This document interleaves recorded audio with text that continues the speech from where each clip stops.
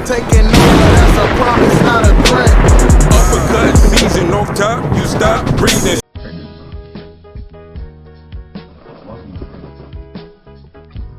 Yeah, what's good, y'all? Welcome to another episode of Real Talk, where as always, if shit's real, we talk about it.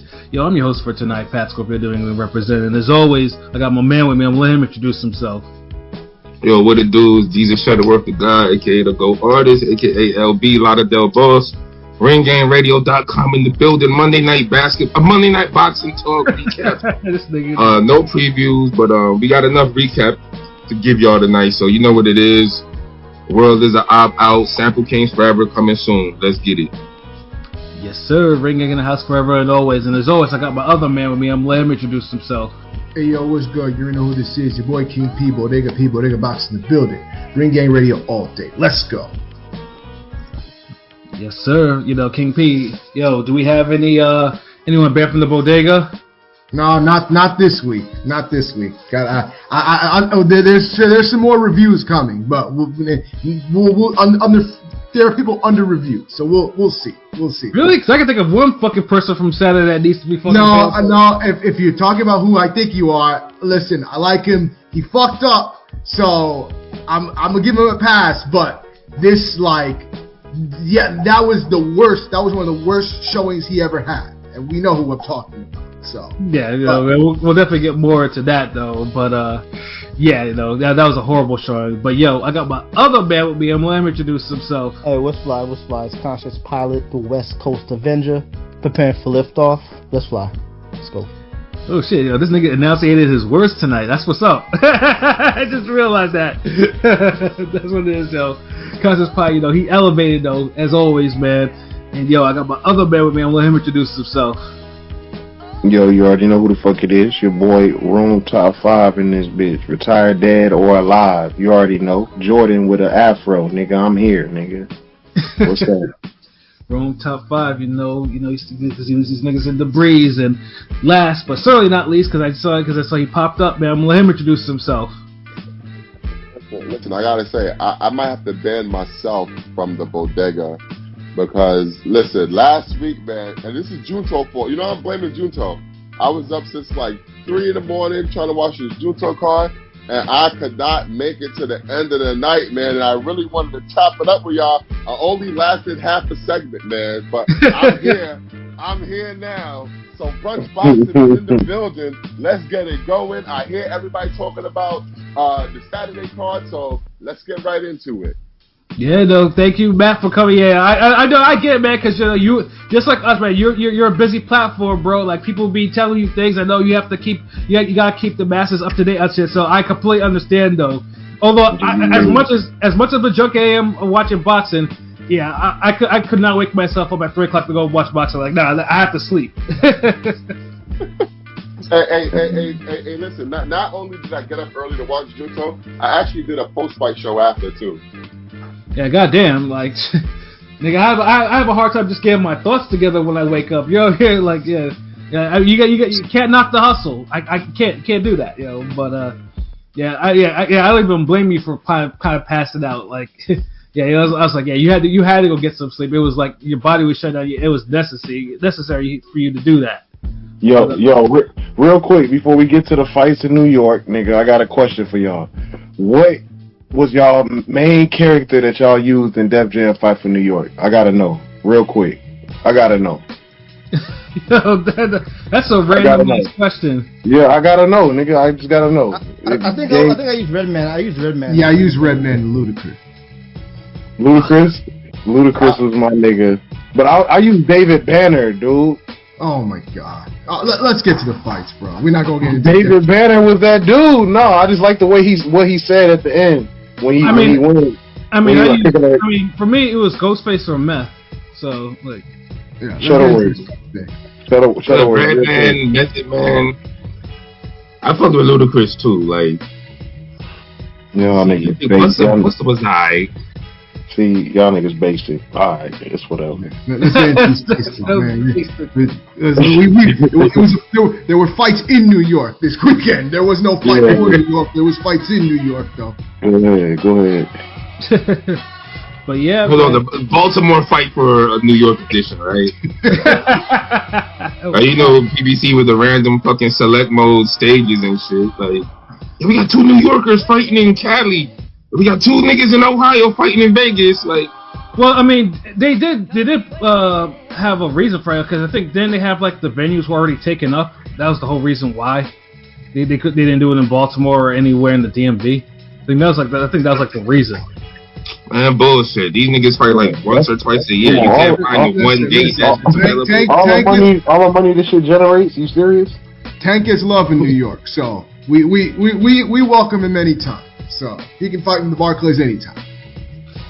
I mean, the Barclays is accessible. I mean, you can take any fucking train there and it'll get you to. I mean, I get it. It's just, I guess, you know, I'm from the old school. I be, you know, niggas say they world champions. You fight around the fucking world, or at least your country. You know, boxing has been regulated to goddamn 4 cities out the whole country type shit. Like, I mean, I complain about that shit all the fucking time because, like, you know, so I don't mind, you know, DC, Baltimore area getting a big fight every now and then. Shit, like, what niggas had? What, Peterson, Amir Khan? Like, the fuck? Yo, I mean, that was a good fucking fight. You know what I'm saying? It was. The crowd energy, though. So that's why I'm just like, yo, bring that shit back to Virginia. Like, I mean, Tank did break the record for DC, I think, right? What for the Hector Lewis Garcia fight?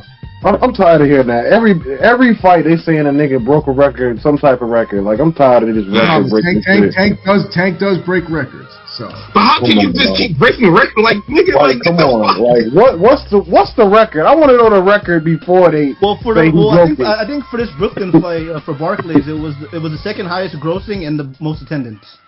Come on. You know, it's only been like since the Nets been around. So what? 4 or 5 years, 6 years. Brooklyn Nets. It is. No. Yeah, I mean, they're always going to announce that. I mean, I think they announced that even before the fight took place, like it sold out or there's only like 10 seats. It's the second highest selling event there. Yeah, but when they said that, they kept changing the number. So I was like, these niggas lying. They was lying. They kept changing the number. They're like, yeah, this many seats. No, it was this many seats. Like, come on, dog. How many seats? Imagine when he fights somebody niggas want to see. Like. Yeah, I mean that's what I think. But you know, if I say stuff like that out loud, niggas will think I'm hated. But it's like that. I mean, but I keep that one to myself. Nah, cause you do be hating. You be on some. Oh no, I keep it 100. You know, let's say, you know me, I'm hardline. But you be on some bullshit. And when we talk about one certain fight on this card, I'm definitely gonna address you. Oh hey, but whoa, we got like a little semantic battle coming. Oh shit. I mean, I'm not even involved. Okay, I like this. I mean, it's the truth. But yo, Matt, you were there. Like, what was it like? What was everything like before everything started, man? Like, how was your trip to New York? Wait, do you live in New York, by the way? He lives in New York. Okay, I just want to make sure. Yeah, he lives in New York, man. He's a New Yorker. Yeah, that's why I wanted to make sure. Because he was there. I know that. You know, because I saw the content and everything.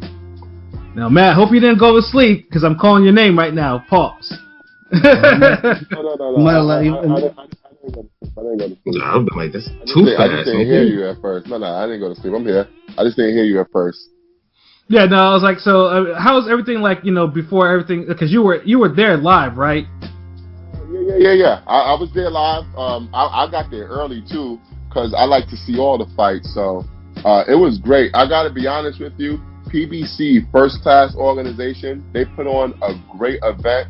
It was one of the best boxing events and atmospheres I've ever been a part of. No, that's what's up. Yeah, I mean, I like to go there early too. Like, I mean, if I'm gonna spend some effort to be at a card, then I gotta see everything from beginning to end, even the fucking walkout bout. Because you never know, you might see a gem. Yeah. Listen, that's a fact, man. Like, but it was definitely a great card. It was definitely a great card. Man, was it as packed in there as they were saying it was, or no? Yeah, it was so packed. I couldn't use my second food voucher because I was not trying to go through that sea of people and wait on them long lines because it was so like you couldn't walk anywhere. It was so many people. And I don't know how the Barclays is, but is it normally like that, or is it normally you can just go get whatever the fuck you want? No. You can get whatever the fuck you want. It's only like that when Bad Bunny performing or some shit like that. But I guess Tank is now boxing Bad Bunny because he brought them out. It was like the scene was so beautiful. I saw so many beautiful black women. Like, no lie, that crowd had to be like 85 to 90% black people, just all looking beautiful, fur coats everywhere. It was just, yo, bro, I felt like I was at the Players Ball. As someone who's been to a couple of tank fights myself in different locations, I can 100%, 1000% co-sign Matt.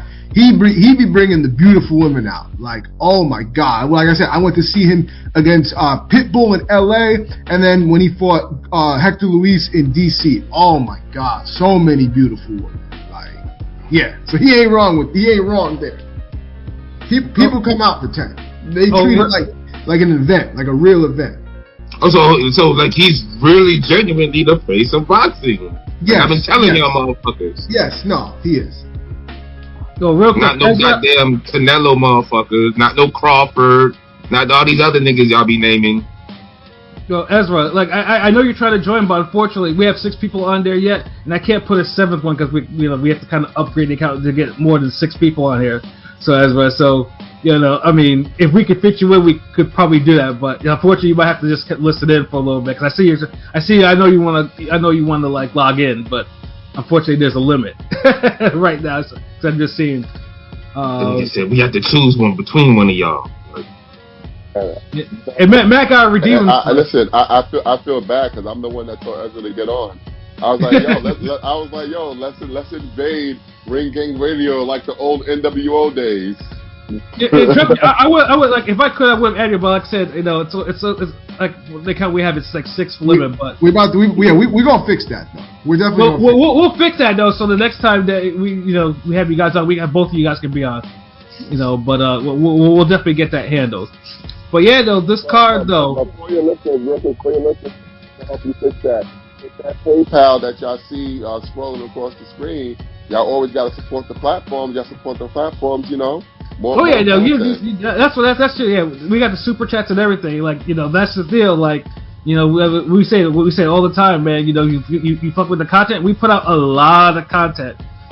Just if you feel a little generous, hit us up. The PayPal, super chats, whatever. Like, whatever's you pick your poison. You know what I mean? Again, we bring you that shit you want and need. And yourself and Matt for actually, for shouting out that banner and everything like that. But yeah, this card though, it was definitely an interesting card. I mean, the prelims though was kind of sad, because it featured the kind of pretty much the last stand for one Jarrett Swift Hurd, who pretty much he lost a split decision to Joan Gonzalez and pretty much announced his retirement in the ring like immediately afterwards. And it's a shame too because Hurd is pretty much is one of the big reasons why 154 popped, the way it did after Floyd let go of those 2 belts. 154 was a slow build, and then pretty much I'd say Hurd versus Laura was the fight that kind of took 154 from being a division on the rise to the division in boxing. And you had Hurd, Laura, J-Rock, the Charlos. Yeah. 154 was Laura. It was a bloodbath. It was a bloodbath. It was a bloodbath. It was like round robin bloodbath. Yeah, and it was just a shame too, because I mean, obviously, if you heard us talk about Hurd before, like the one thing that Hurd was just never able to do was kind of solve his defensive issues. And he tried for one fight, but then it didn't kind of work. So, he even after the J-Rock loss, which was and it was a great fight and everything like that. He was just taking punishment. He took too much punishment, and he was starting to lose. He goes from losing to someone who's probably at A level in the division to losing to straight up C levels. And you can't, and then unfortunately you can't walk through every punch. Like, it's a cautionary tale. Like, all them punches add up. Everybody has a limit to how many punches they can take. But it was his style too, though. Like he never, instead of improving his style, he tried to do other types of styles and they would just never work like the style that got him to the dance in the first place. That's the main thing. Like if he could incorporate shit to improve his original style, which was the whole walk niggas down, absorb your powers, Bishop shit he was doing. Yeah, but he never could get back to that level. Like, and he always tried to do other shit. Like, he tried to damn be fancy footwork and jab, waist, hand down at the waist, like, be pretty. Like, bro, like, that shit, you ain't that type of nigga, bro. Like, you a pressure motherfuckers. Yeah, and it's funny too, because someone today posted, like, an old picture, an old video of her before the Harrison fights and everything like that, and I was like, damn, the dude was actually kind of swift back then, like legitimate, like dude was kind of fast, dude had fast hands and everything like that. I was like, damn, like I haven't seen this version of Hurd in a while. Then you see the Hurd last night, plotting, eating overhand rights that all the way telegraphed overhand rights that you could see from from the nosebleeds. Like he couldn't even shoulder roll them shits. Like I'm like, bro, like. Yeah. How you not turning over these shits? Like, come on. Yeah, it was just sad just watching him struggle with someone who, like maybe 4 years ago or something like that, he would have easily beat down.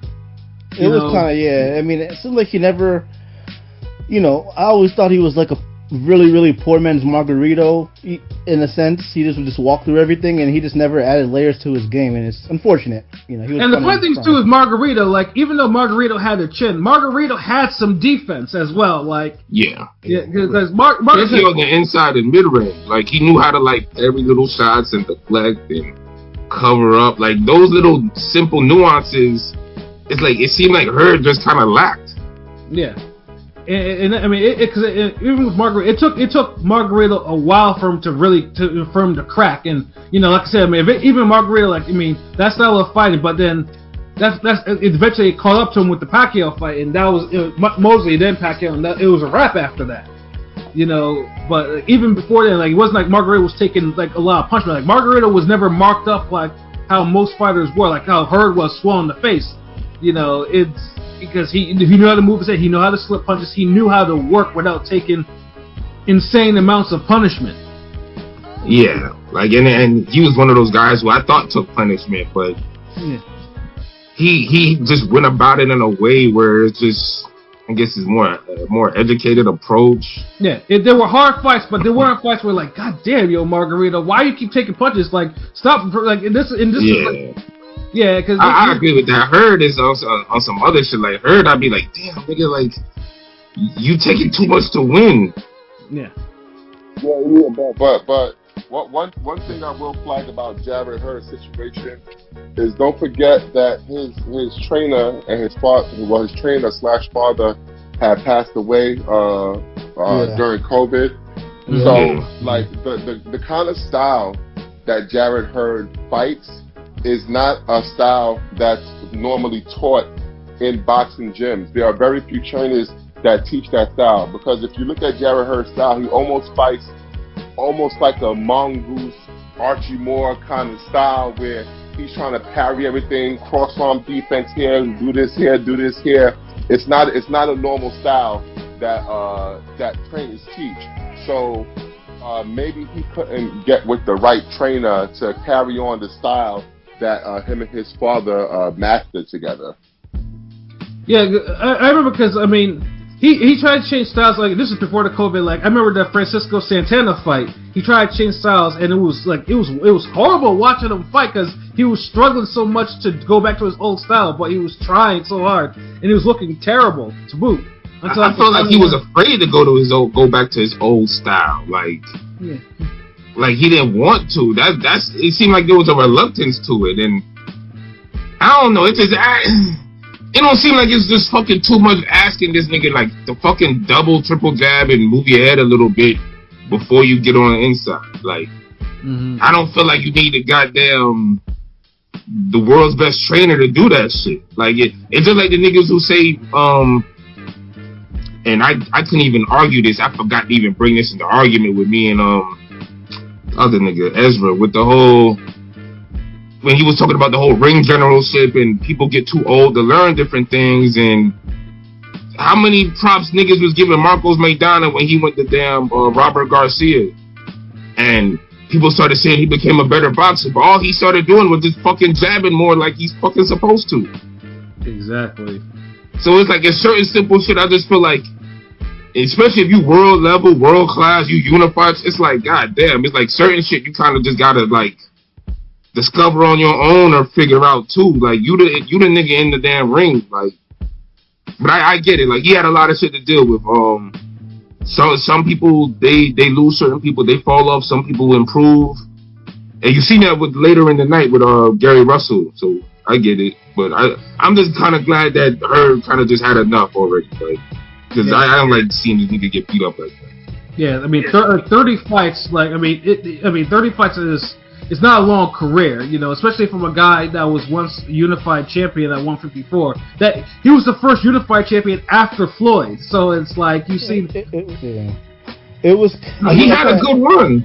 It was kind of like I'll say sad. I don't know if I feel, you know, but it was like you could tell because he was gonna retire when he lost, but you could, you know, it's kind of this sad that he ended up retiring on the prelims, you know, and this guy was supposed to be him and Charles was supposed to be a pay-per-view. He was a headliner. It was just kind of, I could tell it hurt, but you know, that's the game. Yeah, I mean, I guess it's better to do it than do it on Pro Box because you know, wider audience type of deal. You know, like because he looked washed on Pro Box, but you know, I guess like I said, one more, you know, give him one more run on the main stage. But see, that's the thing. He looked washed against Rosario, who's also similar type of fighter stature as him. Mm-hmm. You know, that's one thing. Like, cause that was their last hurrah, really. Like, and you see how they both kind of went to PBC fights and got destroyed, type shit. Yeah, it's sad. It's sad we see like, you know, prominent fighters of an era just, you know, they deteriorate and deteriorate too early. You know, so we literally just seen a whole era end, like. Yeah. Fucking Rosario, Hurd, and then when we get into the telecast with fucking J-Rock. Yeah, and that's why that's actually a good segue too. But you know, hopefully, like I said, I mean, I'm pretty sure Hurd must have made some good money because he was living at home. He was making like high 6 figures, maybe even low 7 figures. So I hope that he made enough money to kind of retire on just like. He got into different businesses and shit, like. Yeah. You know, I think he should be straight. You know, I hope so. But he gave a lot to the sport. I already runs a gym or whatever. So you know, a lot of the out guys, Broner aside, have parlayed with the, you know, doing like real estate and other, you know, stuff. So hopefully, you know, boxers seem like now we don't see them end up broke and shit as much now. It seems so. I think because we have social media too. Yeah, so social media. Everybody's gonna be more in tune. Yeah, for sure. So speaking of Broner, that nigga need to just start a podcast already, bro. Like, because I feel like he'll have so much stories, and he could be like the drink champs of boxing in a way. But yeah, but you know, it's neither here nor there. I mean, he needs to focus on a lot of different things first, because he. Yeah, no, that nigga have a 6-episode run. Stop. I mean, I feel like that's a lot easier for him to do than try to damn pump fake with the fighting and shit, like, cause he clearly ain't trying to like take that serious enough. So it's like, bro, just do something infinitely easier that I feel like he's made for, and he'll get the bag.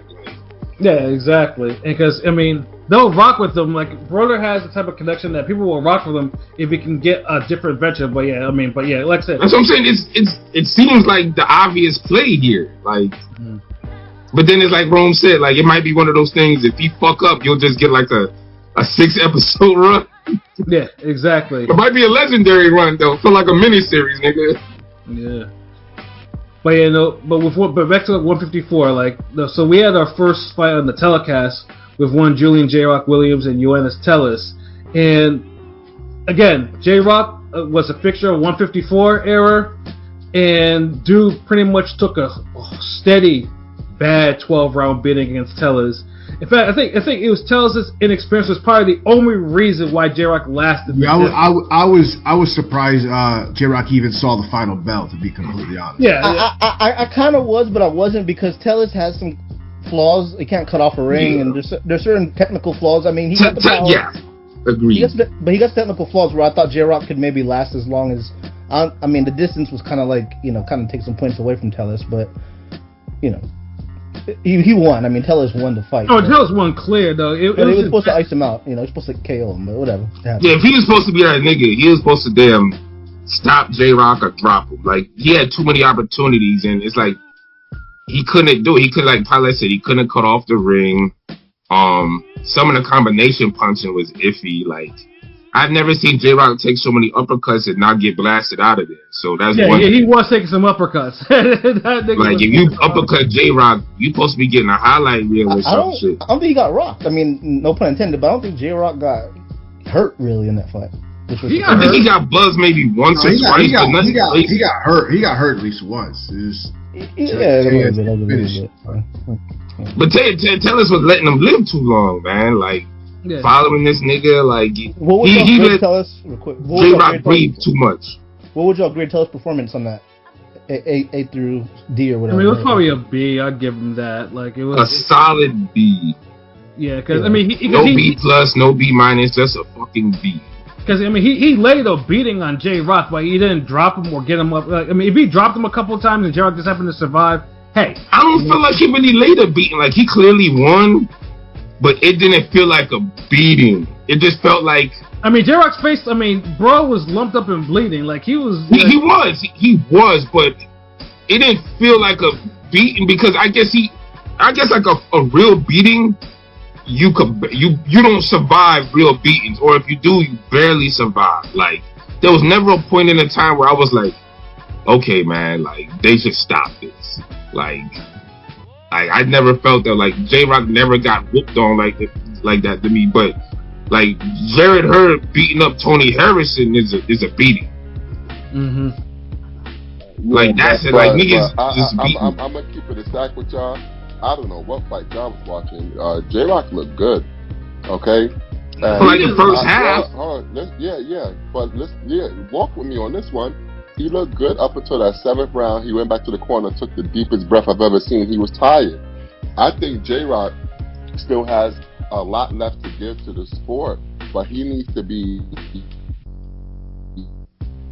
Oh, you lost your volume, Matt. No, Matt's phone's messing up. It's computer low. My bad. Can you hear me now? My bad. Yeah, we can hear you. Listen,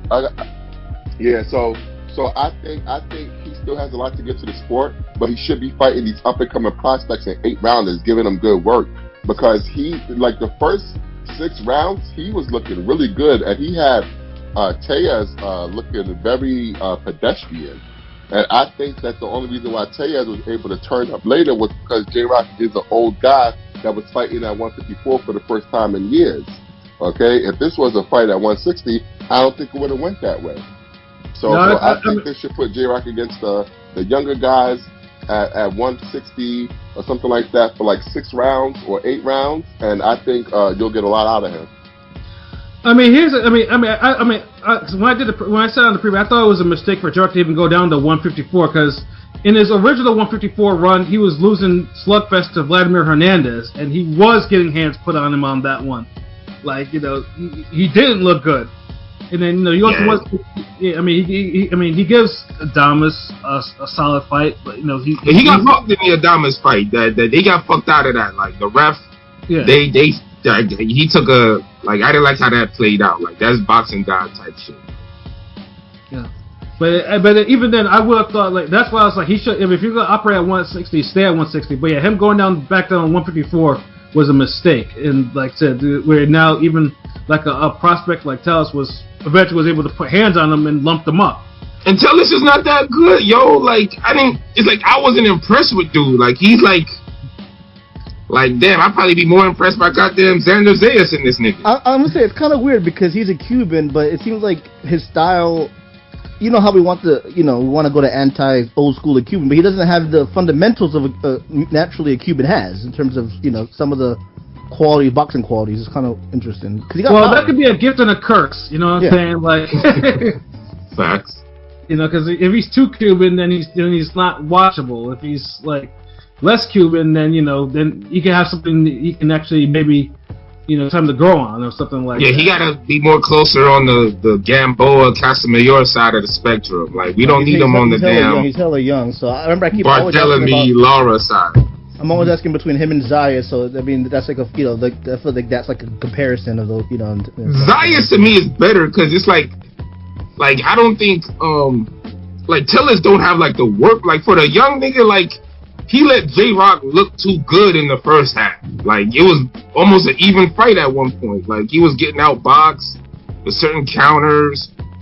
I feel like Zayas, like, would have had the same work rate and would have probably, like, suffocated J-Rock a little more. Yeah, I mean, that's what I said. His inexperience kind of kept J-Rock in the fight, though, because I was like, damn, because... but he did put hands on it, but his experience of how to actually put away someone like J-Rock, it showed, and that's the reason why it went to distance. Yeah. And then he couldn't cut off. I mean, like he couldn't like pressure ain't just a physical thing. It's like it's mental too. Like you gotta like make sure you closing all the exits from niggas. Like motherfuckers getting drained just to stay away from you. Like he couldn't put J-Rock in that frame of mind. Like J-Rock was still just too free. Right. But still, it's quite like that. It's like that makes me concerned about J-Rock. I mean, I know Matt said he should stay at 160 and fight the prospects. But I honestly think J-Rock has probably seen better days, and I don't want to see him get to the point where. I mean, he's seen better days, but I don't think he's like I said. I think Matt is right. He still has more to give. I don't think he's not Hurd level where he's completely done and he should retire. He still has. He's not as bad as Hurd and Rosario, but.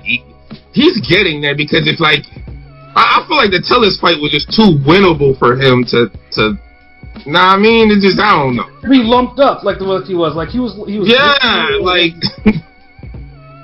Yeah, that's just my own thing, and that's the concerning part about it because like J-Rock. The Tillis ain't like I didn't look at Tillis and be like, oh yeah, he's special. Like I didn't get that from him. He just looked like the next, like somebody like Ramos would have probably. You seen what Ramos did to Rosario? Shit. Yeah, exactly. Like, yeah, I don't think Tellez is that good, to be honest. Yeah, like that's what I'm saying. Like J-Rock was supposed to kind of handle this a little better. Like for me to really think, like, yeah, he can keep going because I don't want to put a unified champion and reduce him to goddamn fighting 8-rounders and 6-rounders. Like, nah, nigga. Yeah, at least 10. Like, I mean, you really can we just make? Yeah, if you can't fight 10 rounders, then your ass need to just chill out. Can we just get J-Rock and Tony Harrison? That should have happened like years ago. Yeah, dude, probably right. At this point, let's match up all the niggas that we ain't see matched up yet and just let them fight. Like, because that'll still be a good fight where you don't have to match up these niggas with the youngins. Because some of these youngins ain't gonna put them out the pasture like they should. Yeah. And so they gonna keep fighting. So like, nah, man. Like let it's like you almost having a separate league. Like let the old 154 fight alongside the new 154. True, and then but then one of them will get brave, and then then we get something like super ugly. Ugly. Oh, say hey, what up, Miss 702? What it do? Salute Ring Gang forever. Lord Freezer, what it do? Yo, trolling ass. Yeah, so committed. Yeah. The trolls stay committed to Shuttleworth. I have no idea why. Like the hat of shame, stay humble, Shuttleworth. Like Lamont, that dude said he want undisputed at 130. Oh no, 702. We're gonna get into these. Y'all keep your thoughts. We gonna get into them shit real soon. Yeah, but yeah, I mean, like I said, J-Rock though, like I mean. Yeah, the clock is ticking on him. Like I mean, I know they say he has more to do, but yeah, like there's only so much more punishment. Like I said, he's taking clean uppercuts. That's a rarity that he didn't go down. But that's an anomaly. He will go down if other fighters hit him. Dude, any heavier puncher or a nigga who cut off the ring, who could land those uppercuts more frequently, they'd have had him out there. I just have like. I feel like Ramos, all them niggas. Imagine Charles Conwell fought that nigga. He'd go. Imagine Charles Conwell fighting anyone. That's a whole nother story altogether. Yeah, that's cold-blooded, yo. Damn. I like Conway. I ain't gonna lie, King Pee the first nigga to remind you, Charles Conwell inactive.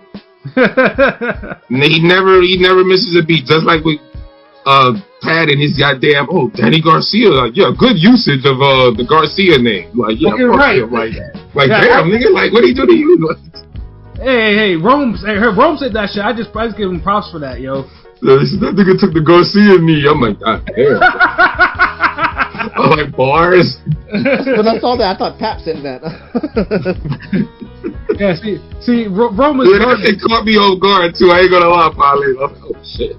Yeah, that's why I was like, that's one of the purest bars I ever heard. I ever saw written, spit, whatever. This nigga, I know fucking Pat nodded his head at work, sipped his coffee, was like, I laughed my ass off immediately after I saw that. Nigga, like, he was like,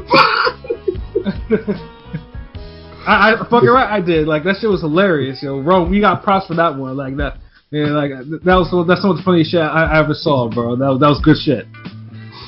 But what wasn't funny was the next fucking fight, though, where, you know, in case you want, some people might call it a robbery or whatever. It was a fucking robbery, let's be honest. I'm tired of Puello and these goddamn Octi king of the split decision ass fights he has, bro. Like, there's nothing special about this nigga. Alberto Puello and Sandor Martin, yeah. And I mean, most of us have put respect on Sandor Martin, and truthfully, I think most of us want him to win, because Puello would be pissing me off, though. Like, I mean, you know, I mean, Puello fought hard at the end, but I'm tired of motherfuckers giving niggas praise just because they had 3 good rounds late. Like, I'm gonna be honest. It was real close, but I knew like it was gonna be on some A-side shit. You know what I mean? I'm gonna be honest though. This was the fight that I thought was gonna be the fucking stinker of the night, and it actually turned out to be better than I expected. So I'll at least say that. I was like, oh, this fight's gonna be shit, and then I'm like, oh shit, they putting hands on each other. Pause. But no, I thought Sandor should have won. I gave the Sandor the slight edge by a round. I'm not surprised they gave it to Puello. He had the late surge, but if it were me, to me the wrong guy won though. And thank you. The thing was, I mean, it was close, but I think obviously Sandor fights the style, and he's obviously the guy across the street from Top Rank, and it was kind of bullshit, but I don't know. It was iffy. It was a close fight. It was a close fight. I mean, it was. Puello made it closer, but like, you can be close and still have a robbery. Like, you can still be the wrong nigga that won. Yeah. The Puello, he fights behind Sandor Martin too much. Listen, I hate to be that guy, but once again, what fight were you guys watching? Like, Puello clear. I don't know. See, that's the thing, nigga. You was there, bro. We only could talk about it from being on TV and shit. Like, maybe you heard the punches sound harder or some shit, nigga. Like, the fuck? Like, for my TV, Puello ain't really start doing shit till later in the fight. Like, all these niggas just start looking good later in the fight this fucking weekend. I thought that Puello looked good early. I thought the middle round Sandor Martin was winning the exchanges, but like the later rounds, Puello was fucking him up. Like, mostly everybody in the arena had a 7-5 for Puello. Like, we thought it was pretty clear that Puello won. And actually, this fight, seeing Sandor Martin in person, made me finally understand why he always comes up with these bad decisions, because he wilted in the second half of the fight. It's like maybe he's a 6 or 8 round fighter. Maybe he should take J-Rock's position in my fantasy, because like from 8 to 12, like, Sandor Martin was not doing much, and Puello was starting to fuck him up. No, you're not wrong, Matt. He was like Puello damn near swept the second half of the fight. So, and I've seen Sandor fight too in person. I saw him when he fought Tio, and yeah, I could see why he loses these fucking. I didn't have an issue with the decision. Like, I'm not, like, even though I had Sandor winning by 1, I'm not mad at a Puello fight. I'm not thinking it's a robbery, but like, I don't like the way Sandor fights either. The spoiler ass fucking fight. So Sandor to me is similar to Derevchenko, Barter Akhmadov, Michaela Mayer. They're like a draw fighter. They're the guys that always the bridesmaid, never the bride. Yeah, they're always gonna get the short end of the stick on a. They're always like a 6-6 fighter. It seems like every fight. But see, the thing is with Sandor Martin, I give him credit. that he's a true boxer in a sense where he came out not trying to fight his old regular style. He knew he was against a guy that he could damn He was cracking bull him, rush yeah. and throw combinations like. He was cracking him, really. I was shocked. Yeah, that's what I'm saying. Like, he was putting hands on dude. I just feel like he did enough in the first half because if Puello swept the second half, who the fuck swept the fucking first half? Wasn't no Puello. Nigga was getting rocked and shit. Like, I don't know. It's like I get it. It was a close fight. I just feel like Martin, like, he be putting in situations where they're not gonna have this nigga win. If he fight a named guy who doesn't try hard, he'll beat him every time to Mikey Garcia. But that's it. I mean, he beat Tio. I mean, there's no question. He beat Tio to me. He got robbed against Tio, but I don't think he beat Tio. I don't think he beat him. That was a stinker of a fucking fight, though. I don't think he beat him. A stinker. He won. Like, and he had didn't he get robbed of a knockdown or something? He did get robbed of a knockdown. He got one knockdown. He should have gotten two knockdowns. Should have got two. So all the niggas who made the big deal about Roach, like, there's the same shit here. Like, come on, man. And like, Tio had to throw a headbutt at him, break his nose early because of that. Because he did that. Yeah, Tio was fighting like a fuck nigga, man. Like, let's be honest, bro. Like, there's something with Sandro Martin. Like, the judges don't fuck with this nigga. Whether he being aggressive, you see, he can't win either way. Right. Niggas start the fight off aggressive, he lose. He box niggas up, lose. We ain't got no more Mikey Garcias hanging around, niggas who are skilled, but they got a high pound for pound recognition, but they don't know if they want to box or not. Like, he don't have nobody like that to take advantage of. So yeah, these damn fights. And unfortunately, his style is not like Akmadev's, whereas Akmadev will try to kind of grind you down, pause a little bit, and that's not type of Sandro Martin style. So yeah, he's got to probably continue to get fucked on the cards as long as he he faces someone who's considered quote unquote A side. No. Or even just punch at him. Hold on. He's gonna get fucked on the cards if he continues to fade in the second half of fights. That's his problem. It's not shoddy judging. It's him. He got to get better. Get his stamina better. Move up to 147. If you can't do 12 rounds at 140. Well, I mean, I don't know if I seen him like.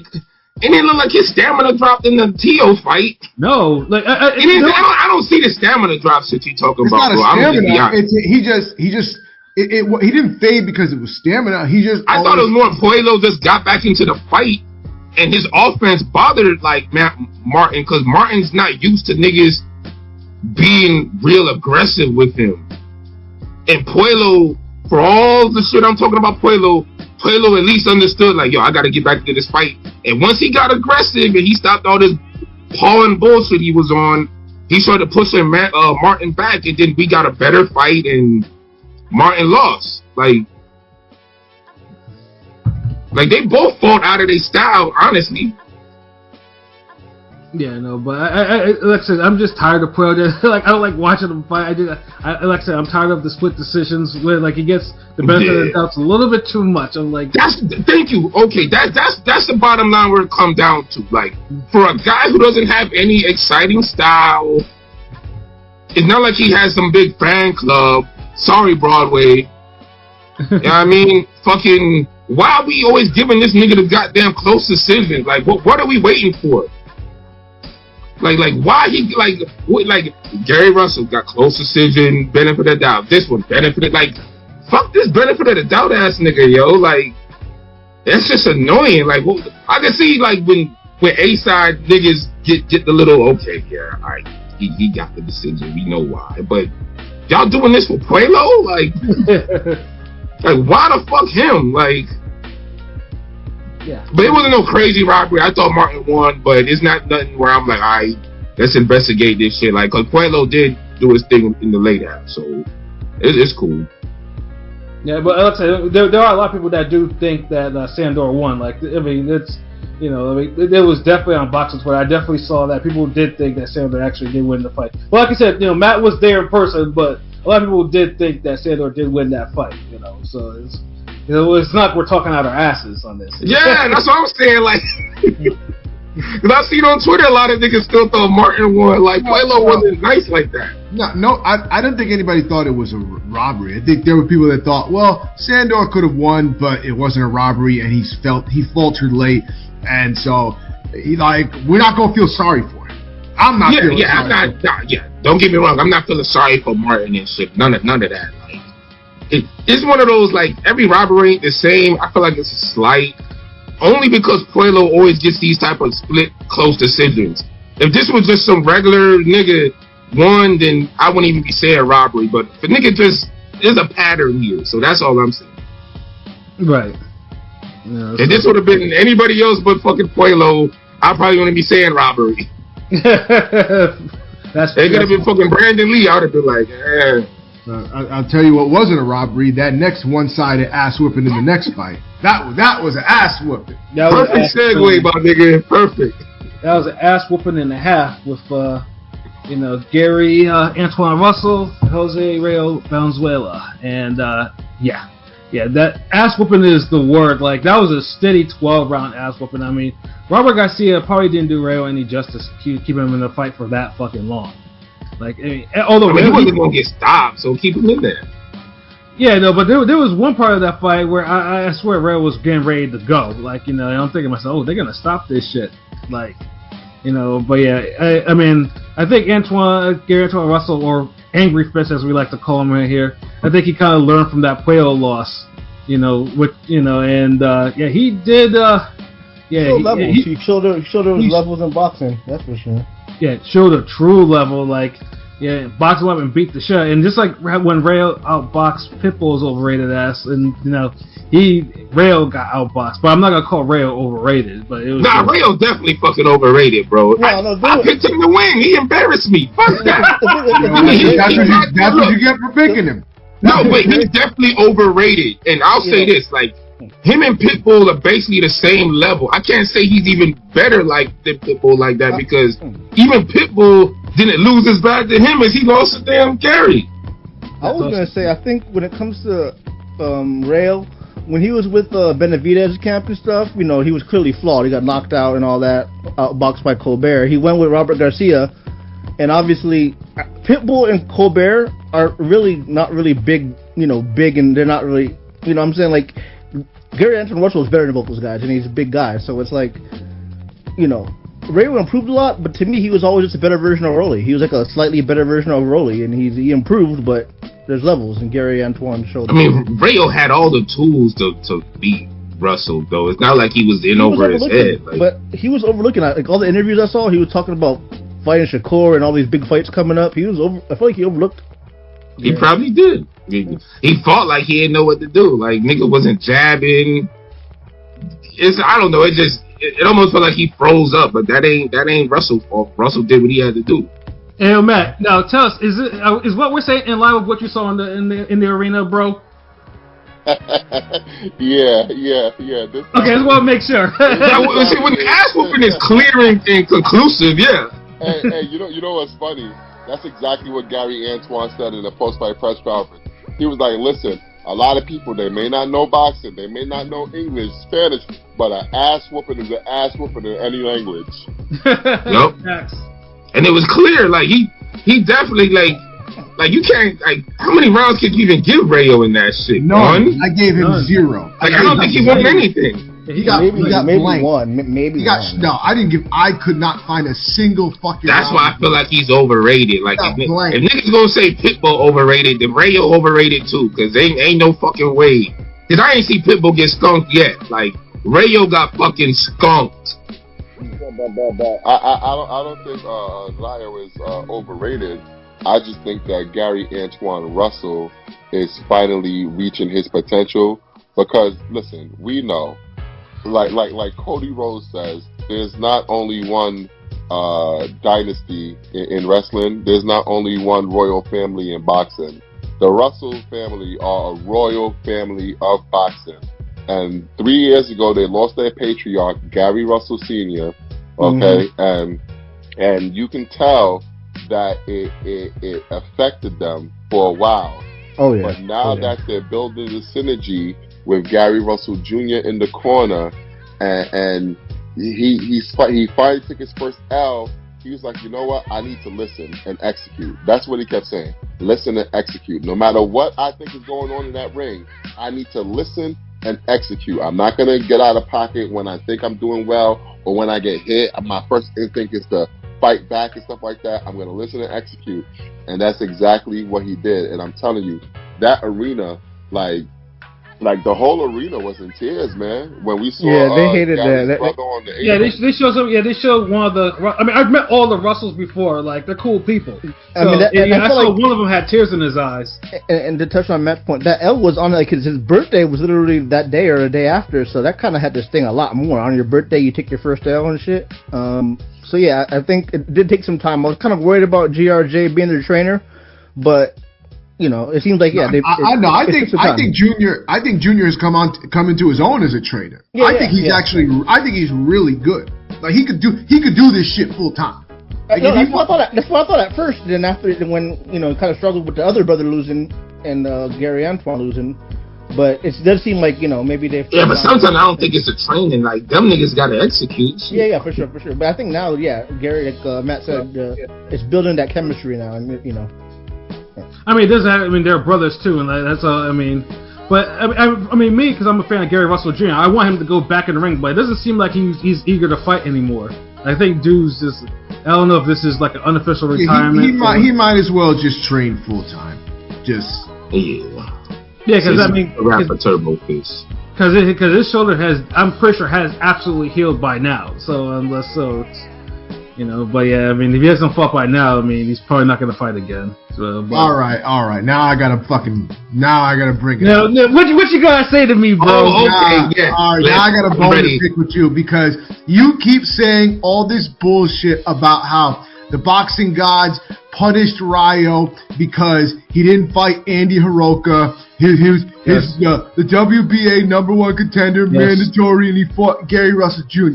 Gary Antoine Russell. First of all, that's so fucking stupid. First of all, it wasn't no boxing gods that he lost his fight. He lost his fight because Gary is the better fucking fighter. And you're getting mad that he chose Gary Antoine Russell over Andy Hiroka. Now let me just put this out. I think I'm a Russell fan. I get it. I think Hiroka is actually a good fighter. I think Hiroka could have beaten Ryo too. But the thing is, who the fuck cares about? Nobody knows Hiroka right now. Hiroka is not a big money guy that's gonna fucking sell out. No, you think people would rather see Hiroka, or do you think they would rather see Gary Antoine Russell? See, I operate where I want to see the people that I think have earned their shot. Russell come up and lost. Now, if Russell had actually had a win after that, I would have probably not said shit. But it was a voluntary. But Russell came off a loss. I want him to. At least it doesn't matter. It doesn't matter. It was a voluntary. It does matter. Like it was a voluntary defense. Hiroka cleaned up all fucking Rolly's mess and all them other messes. Ryo still got the chance to choose, and he chose Gary, who's a better fighter and a bigger name. Let's hope that Hiroka gets a shot against Gary right now, so they're not picking someone. That would be a fire ass fight. Bro, the way you talk, you act like fucking. You acted like Gary Antoine was a cherry pick. Gary Antoine. Thank you. That's my whole point. Thank you. He came off a loss. He came off a loss. Highly debated loss. That's literally the Thank you. He came off a loss. A highly debated loss. A split decision loss, bro, against fucking Pueblo. Who we already know they just be giving decisions to. That's literally the only reason, and I say this as a Russell fan. He came off a loss. I did this. Okay, let's get the next person up. That's literally the only thing I said that. And I said, it could be boxing guys too, because there's been 4 one and done WBA champions. Yeah, and look who those boxing guys ain't that petty, nigga. This is you, bro. Yeah. Boxing guys never move that fucking petty, bro. Well, I bet you. Let's put it this way. So if Gary loses his belt in his first title defense against whoever, now you got to tell me that it's because Gary fought this and that's that. Like fighters gotta fight the right fights, bro. Oh my God. Yeah, when they're in the ring, but that's when you pick your opponent. It don't matter, like, dude, like you. See, this is the thing, and niggas like you kill the fucking sport because.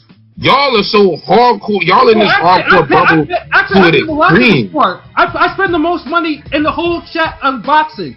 here. But yeah, because you got the most money. You just like them Saudi niggas. Everything has to be your perfect way in order for you to acknowledge niggas.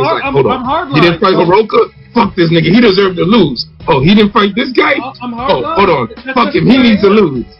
Hey, that's how it goes. I'm hard line. Like, no one's trying to do all this. The motherfuckers want to make money, bro. Well, we're not making money from this. We're not making money. I'm talking about them. Hold up, Matt. What up, Matt? You sound like one of those annoying ass wrestling fans that I hate. That if a storyline don't play out, you mean the neckbeards? No, bro.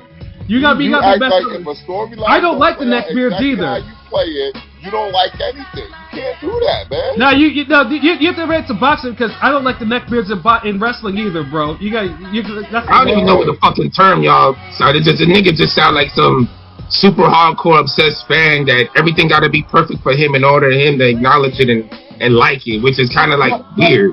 Hiroka's gonna get his shot. He's gonna get his shot. But you're getting. If he would have picked an actual cherry over Hiroka, okay, that would have been one thing. But Gary's a better fighter and a more accomplished fighter. This is coming off a loss. Cherry. Doesn't matter. A split decision loss against fucking Pueblo. If any fighter comes off a loss and they get another shot, I hope you guys keep the same temperature. And we did for fucking Pandora. And what niggas were saying? That's a late replacement. I didn't like that fight either. If it's a better fight, then yeah, I'm gonna be okay with it. Yeah, I didn't like the fight at all. That's and you one of those niggas who the Eastside boxing days when motherfuckers are mad at Chad Dawson because he fought Tarver instead of fucking Henry Diaconu or whatever the fuck his name was. Like this is Tarver, bro. That's a name from the past, Diaconu. Like Antonio Tarver, Diaconu. Like what the fuck are we doing here? Like you really giving me shit for fighting Tarver over Henry fucking Diaconu? Really?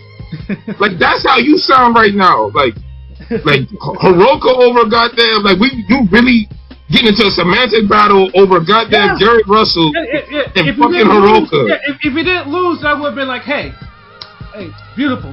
Go after him. If you would have, look, man, the man been through a lot. If he would have had a string of jobber defenses, I get it. But once again, it was a voluntary defense. He could choose who he wants. Against a dangerous motherfucker. You're a dangerous fighter. Loss or no loss, it's still a really good fight. Niggas acting like he picked Alfredo Angulo or somebody. Yeah, mine's just next man up. Okay, he lost. Let's get the next man up. That's just me. Nigga, don't be no boxing manager. Yeah, your fighters that hate you, nigga. Well, you be a boxing manager, motherfucker be like, nah. Luckily, no one manages fighters here to say that. So it's all good. This conversation, real quick, I want to mention this conversation reminds me of a tweet I saw that said, "Hardcores ruin the sport more than a casual ever will." They do, dude. What we argue every fucking week with the DAZN and Saudi, all that shit. There's a reason why this nigga, shout out to Android, where he be like, damn, Android be this, that, complaining, this, like. Nigga, you need someone to be objective about the sport, because y'all niggas, hardcore boxing fans, they get into this hardcore bubble where they only see the bubble. Why you think so many niggas think Hearn is some great promoter? When it's like, bro, all he does is just overtalk everybody and make it about him. And there's casuals here who don't know what a fucking knockdown is, which is something I'm gonna complain about when we talk about the main event. So I don't want to know about casuals. Casuals are some of the dumbest people I've ever heard of boxing lately. And hardcore boxing fans are some of the most short-sighted people. Yeah, but at least they know what a knockdown is in a fight. Both go together. They know what a knockdown is in a fight. I don't know what the fuck. Let's get into the main event. Let's get into it. Yeah, he's hyped up. he ready to sit on Tank. Go ahead, bro. You waited for this moment. Well, I'm gonna shit on a lot of different things, but I mean, Tank deserves to be shit on for this fight. We're not gonna, sugarcoat the shit. And hold on, hey, what up, Ring Gang TV salute. I don't know who the fuck Lord Frieza is. I mean, he be popping up in here sometime, but I don't know. But yeah, salute to the UK, bro. What it do? Yeah, and then A-Fan 1 of 1. I don't know who that is. That might be someone LB? I don't know. Nah, I think that's somebody Miss 702 brought. or somebody that be on her channel. But salute A-Fan 101. So But appreciate yeah, it. so this main event. Main event time. Shit, it looked hype. Fucking, and Tank coming out the Dipset. I was cool with the crunk music. I was fucking. Nah, man, yo, that was the wrong fucking goddamn song to come out. That wasn't Dipset. The whole time out. That wasn't Dipset because Cam wasn't there. Sorry. Oh, whatever. Yeah, that shit was just Jewels and Cam. Look, nigga, Jewels and Jimmy, bro. If you're gonna walk to the ring with wash niggas, watch out. You might have a wash performance. Hey, yo, Matt, how's the crowd reaction to the Dipset intro? Hey, nigga, New York was back. New York was back, baby. We were hot. Everybody got up. Everybody was dancing. That shit was fire. Tank came out with the motherfucking leather with the Yankee fitted on. You had motherfucking Jim Jones dressed like he done stole a painting. That shit was fire. That shit was, honestly, that might be my favorite Tank entrance now. And I didn't think anybody was to pass Chief Keef, but this one was it, man. Like Tank just understands the moment, man. That just felt so New York. He paid homage to the city that he was in, and it was beautiful to see, man, and the crowd loved it. Wait, hold on, wait. Them niggas ain't from Brooklyn? No, hold on. First of all, you're not going to divide my city, all right? No, I'm just saying though, like, I heard other New York niggas say the same thing, so I'm just saying. Well, that's for the locals. That's New York politics. Yeah, stay out of New York business. That's not your my bad. I mean, stop fighting in fucking New York then, nigga. That's New York politics, LB. Yeah. I like when you get the NY Ricans are different from Puerto Ricans and Florida Ricans, and never mind, fuck all that shit. I'm a Dipset fan, but them niggas had the trashiest goddamn fucking song to walk out to. Crunk music. Nigga, you throw 25 punches around. Ain't nothing crunk about that. What the fuck, nigga? You should have came out there, I really mean it or some shit, nigga. Yeah, honestly, true, but he didn't even look all that hype, too. He was just like, that's what I'm saying. Like, what the fuck? Like, it's like when he came out there with the fucking Michael Jackson tribute. Like, nigga looked lost. Yo, that was still one of the worst. That might be one of the worst things I've ever seen. You got from New York to get it. Nah, nigga, I ain't fuck all this New York shit y'all niggas always be on. Like, y'all try to pigeonhole. No, fuck that. The goddamn walkout was weak as fuck. Chill. Nah, nigga, fuck that. Y'all got me started. Fuck it. That walkout was weak, nigga. And he fought like it was weak. Hey, I'm telling you right now, if you'd have been saying that in the park, I wouldn't say it up there, nigga. I ain't stupid. The fuck? You got jumped. That shit was fire. I'm telling you, man. That shit was mid as fuck. I mean, let's put it this way. Like, back in the day, when Mike Tyson used to come out to fucking Tupac unreleased joints, that nigga used to, in West Coast to a Brownsville nigga, that nigga used to look like, okay, he's about to kill somebody. Like, that shit was like, it was obvious. This nigga like Tank didn't sell the walkout. When Zab used to walk out with niggas, what's that shit when he had the goddamn, the R. Kelly remix, the After the Left is Probably This, then like, come on, man, like, nigga, act like you wanna fucking be there, nigga. Like, why the crowd more hype than you? Yeah, no, I mean, he was walking like he had goddamn Hell Rell and JR with him. Like, give me some more energy than this. Hey, chill with the Hell Rell slander. Chill. No, I fucks with him, dude. I fucks with Hell Rell Pilot. Like, this nigga don't know. I know. I'm just saying. I'm just saying, like, the shit was weak. Like, that's the thing. Like, y'all niggas on this New York. Fuck all that shit. Just be honest. God damn. Nah, we fucked with it, but whatever. Anyway, let's get to the fight.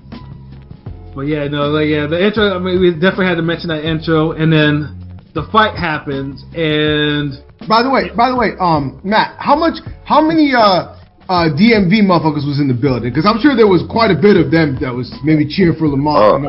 Yeah, bro, Lamont was getting cheered. Tank was getting cheered.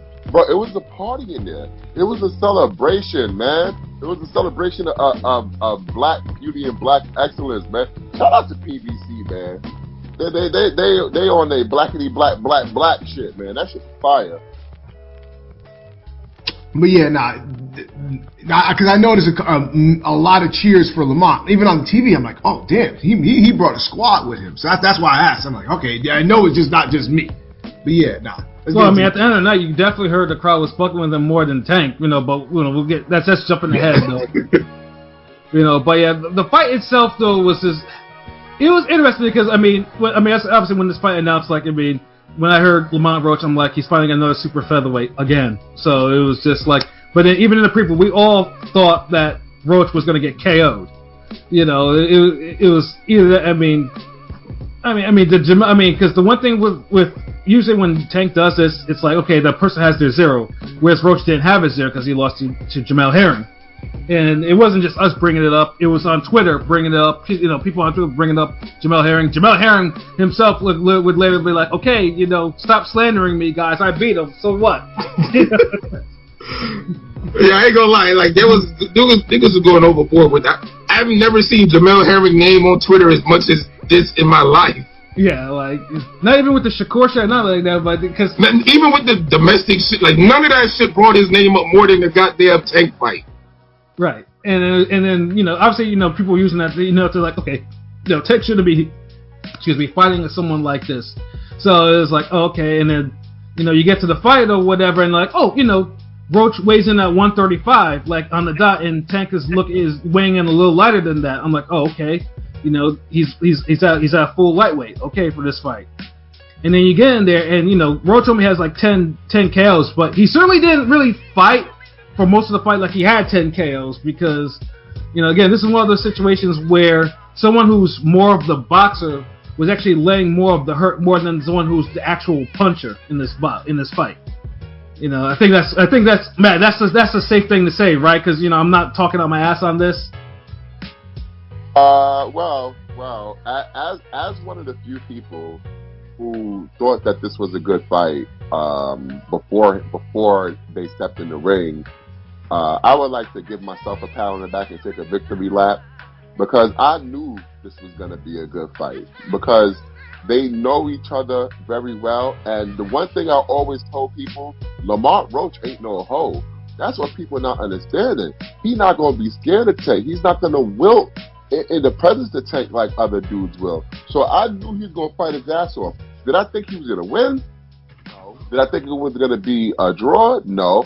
I thought that it was going to be like the Leo Santa Cruz fight where it's going to be fun while it lasts. And it was fun while it lasted. It just happened to last the whole 12 rounds. Yeah, it sure did in this fight. And then, but the one thing about this fight, at least in the beginning too, is just like the low work rate. Like, I mean, I get it. Like, it took Roach a little bit to get his offense started. It took, it took Tank a little bit to get his offense started. So, I mean, pretty much it's like whoever landed just like maybe 2 or 3 more punches more than the other. That's how basically the first half of the fight kind of played out to me. Which was Roach. I mean, I thought Roach kind of won a good amount of those early rounds like that. But what was more interesting too is just like how Roach was fighting Tank. Like Tank was not used to getting countered. He was getting countered a lot. You know, Tank was usually has his way. You know, when he's infighting. Roach had like Matt said, like he had no bitch in him. Like, you know, when Tank started doing that dirty shit, Roach was like lacing him with like right hands on the inside and body shots and shit like that. And it just seemed like, and then in Tank just seemed like it was like, wait a minute, what the fuck's going on? Somebody's actually hitting me back, or someone is punching in between my shots. He's staying in my will well, and he's hitting me. What the fuck do I do? That's how it played out to me, and it just got like, and basically too, it was like Roach was stalking Tank, walking him down, and Tank just didn't seem to know what the fuck he was doing, because he certainly wasn't getting anything in this corner about what to actually do in the fight. That nigga corner was more chaotic than fucking Andre Berto corner, nigga. Yeah. Yeah, and by the way, why was Tank's corner so weird that night? Because usually his corner is kind of stable, but it just seemed like Barry Hunter. I think Coach Calvin had some health concerns, so Barry Hunter was his main trainer in the fight.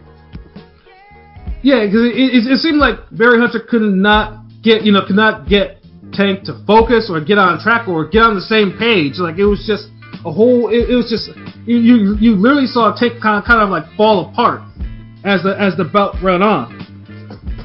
He was like, and then it got to the point where it's like, oh damn, like, you know, I never thought I would say it I'd say to anyone at Dave and Buster's while I was watching, I was like, wow, Tank is getting pieced up.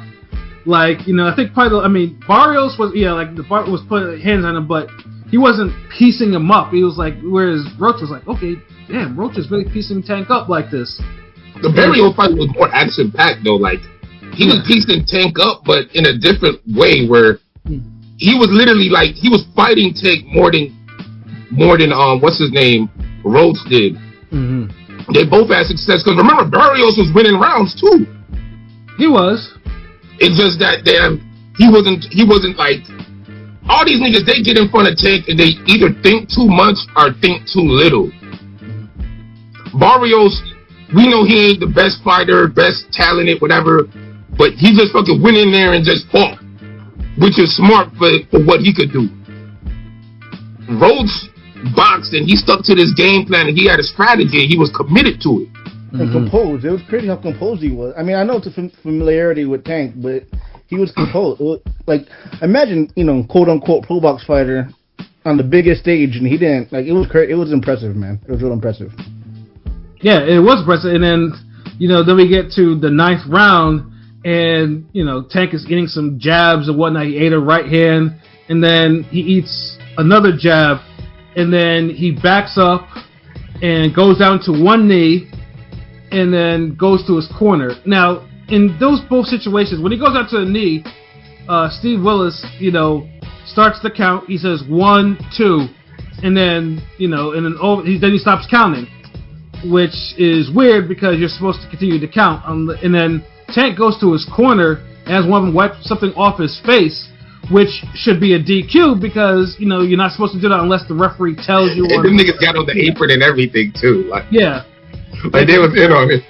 Yeah, and like either one of the situations he could have been DQ'd or he should have been called a knockdown, and neither was called. And then Steve Willis said, "You know I could have give you a knockdown for that, right?" I'm like, "Yeah, do it." Like, what the fuck are you talking about? Like, why are you telling him like you literally stopped counting? Like, you should at least took some points away or something like that because. Yeah, because see that's what make it bad because he started counting. I felt like because I feel like it surprised everybody. Like, everybody at home, in the arena, in the ring, apron, ringside, whatever. Everybody was just thrown off surprise. You don't see no weird shit like that. So, if Willis would have just, I guess, let it play out before he reacted, I guess it would look different. Because it'd be like, well, damn, he didn't call it at all. Like, he didn't acknowledge it because it was just too weird and too random to acknowledge. But once he started counting, it's like you already committed to it. So that's my whole thing. Like, if he wouldn't have counted or start to count, then I'd be a little more cooler with it because the shit was weird, and I'm still kind of like, God damn, like y'all giving it to this man, but I kind of get it. Like, this shit was just randomly weird. Like, Matt, how was it in the arena when that happened? Like, what was your initial thoughts when you saw that go down? My initial thoughts was, did Tank get hit with a low blow? We didn't know what the hell happened, but I will say, Tank should not have been disqualified at all. There was no grounds to disqualify him if we're actually following the rules. Now, I gotta correct you on the sequence a little bit because you missed a key part of the sequence. After Tank took the knee and Steve Willis motioned Lamont Roach to the corner, if you look at the replay, I know the frame moves really quickly, but Steve Willis clearly signaled timeout before he started his count. He showed Lamont to the corner, and he turned back towards Tank and said timeout. And then he walked towards Tank and started to count, and then stopped the count when I guess Tank was saying something was in his eye. And then he admonished him, telling him, hey, you know, you can't take a knee like that because, you know, that could have been a knockdown. Now, the boxing history brain in all of us tells us when someone takes a knee, it's a knockdown. But that is not actually the rules of boxing. The rule clearly states that if a part of your body touches the canvas as a result of a legal blow, then it's a knockdown. What I believe happened, and what I know to be true, is that Steve Willis determined that Tank took a knee not because of a legal blow. So if it's not because of a legal blow, he can't say it's a knockdown. Now, as for the thing with the corner, technically, because we have to be real technical here, because everybody's a rules expert all of a sudden, especially on Twitter, technically, Calvin Ford never set foot on the apron. He was only on the step. And the rule book says on the apron. It's not an apron. Anyone who's a wrestling fan knows the difference between an apron and the steps. Yes. Now, yes. now he should not have wiped his face, but technically that's also not grounds for a DQ. What that is grounds for, and what is considered, what the knee is considered, what the wiping in the face is considered, that's actually considered a foul committed on Tank's behalf. And what he's supposed to do is actually what he ended up doing, which was admonishing Tank and issuing a stern warning to him, and then he resumed the action. I think where the confusion comes in is that if you look at the replay, at least when I looked at it, it looked as if that little jab, even though it was a little weak flick, it looks like it landed. So technically, even though it's clear that Tank, whatever was in his eye got in his eye, it was because of the punch. Because if you look at the punch, the force of the punch knocked his braid into his eye. Probably what caused the burning of the eye. So do I believe it should have been a knockdown? Yes, it should have been a knockdown because the braid would not have gotten to his eye without Lamont Roach throwing the punch. But because Steve Willis determined that it wasn't from a punch, you can't call it a knockdown. Now, here's where the issue starts, okay? The commission assigns a replay official, okay? The replay official got the replay video from the truck, the rounds, okay?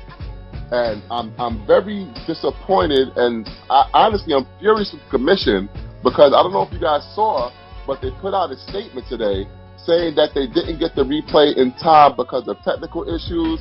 You know, we try to work with promoters and production.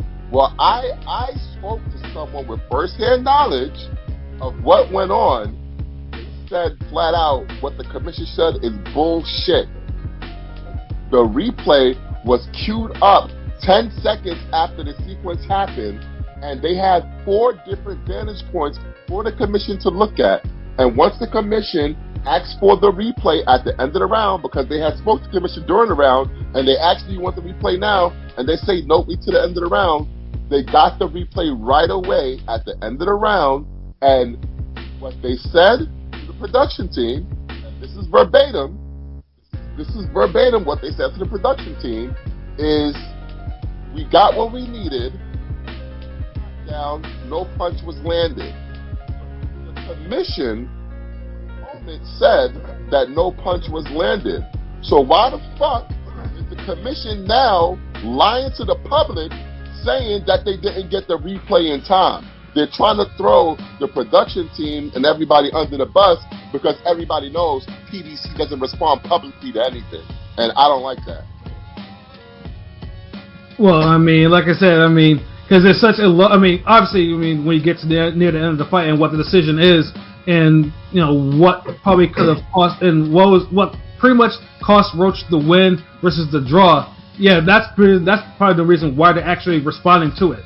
But I 100% believe there was absolutely a knockdown. Like, I didn't see a timeout on the screen, and I was pretty sober, and I know I didn't see no damn Steve Willis going to look again. Go look again.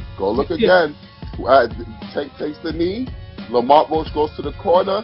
Steve Willis says timeout. Then he walks behind Tank and puts his hands up to start the count. Go look and see. With all that happening, then it still looked bad that he made the count if he fucking had time to do a timeout. That is correct. Listen. They fucked up somewhere. But I do disagree with people that say if the knockdown would have counted, then Lamont Roach would have won. You guys are like literally thinking too literally. Think of baseball. When they play a game under protest, they started from whenever the protest happened. Because you know what would happen if that knockdown would have counted? Maybe Tank would have fought differently. Maybe Lamont Roach would have fought differently. We don't know if there's any change in strategy or aggression if that knockdown is called. No, I agree with that. I agree with that. I don't agree with that at all. But there are situations. But see, that's the thing. Like Roach was still robbed in the sense of that, though. Like just for example, Provodnikov, Timothy Bradley is another one. Fight of the year, all of that shit, whatever. But Provodnikov was robbed in that fight too. If he would have got credit for that early knockdown, that whole fight may have been different. Yeah, shit. I mean, so that's the whole point when people talk about robbery. Like, it may not have affected the scorecards on some damn vision is 20/20 hindsight type shit, but it did affect the outcome. And if somebody robs you of a meaningful factor of the outcome, then yeah, you could complain and say, yeah, I got fucking robbed. Yeah, because you can't just, like John Side just said, the referee's like, you can't just start counting and stop and then stop at 2. Like that's exactly. Optics says that's fucked up. Like that looks absolutely wrong. Like that's absolute. Yeah, I mean, Yeah, I've never seen that before. A referee stop counting for no reason. Like unless the only time I've seen it was the Butte fight and oh no, we got another one that's crazy too. Yeah, Butte Cintron, Sergio Martinez. Yeah, that's another one that was a fucked up. Yeah. Does that kind of remind you a little bit of the Zab Floyd? A little bit. Well, Zab Floyd there wasn't a count. That one should have actually been a DQ. That was a missed knockdown though. Yeah, that should have been a DQ. And then Roger could have gotten disqualified too with the whole. We talking about the DQ part. Oh, okay, my bad. Oh, I just mean in general. That fight had both.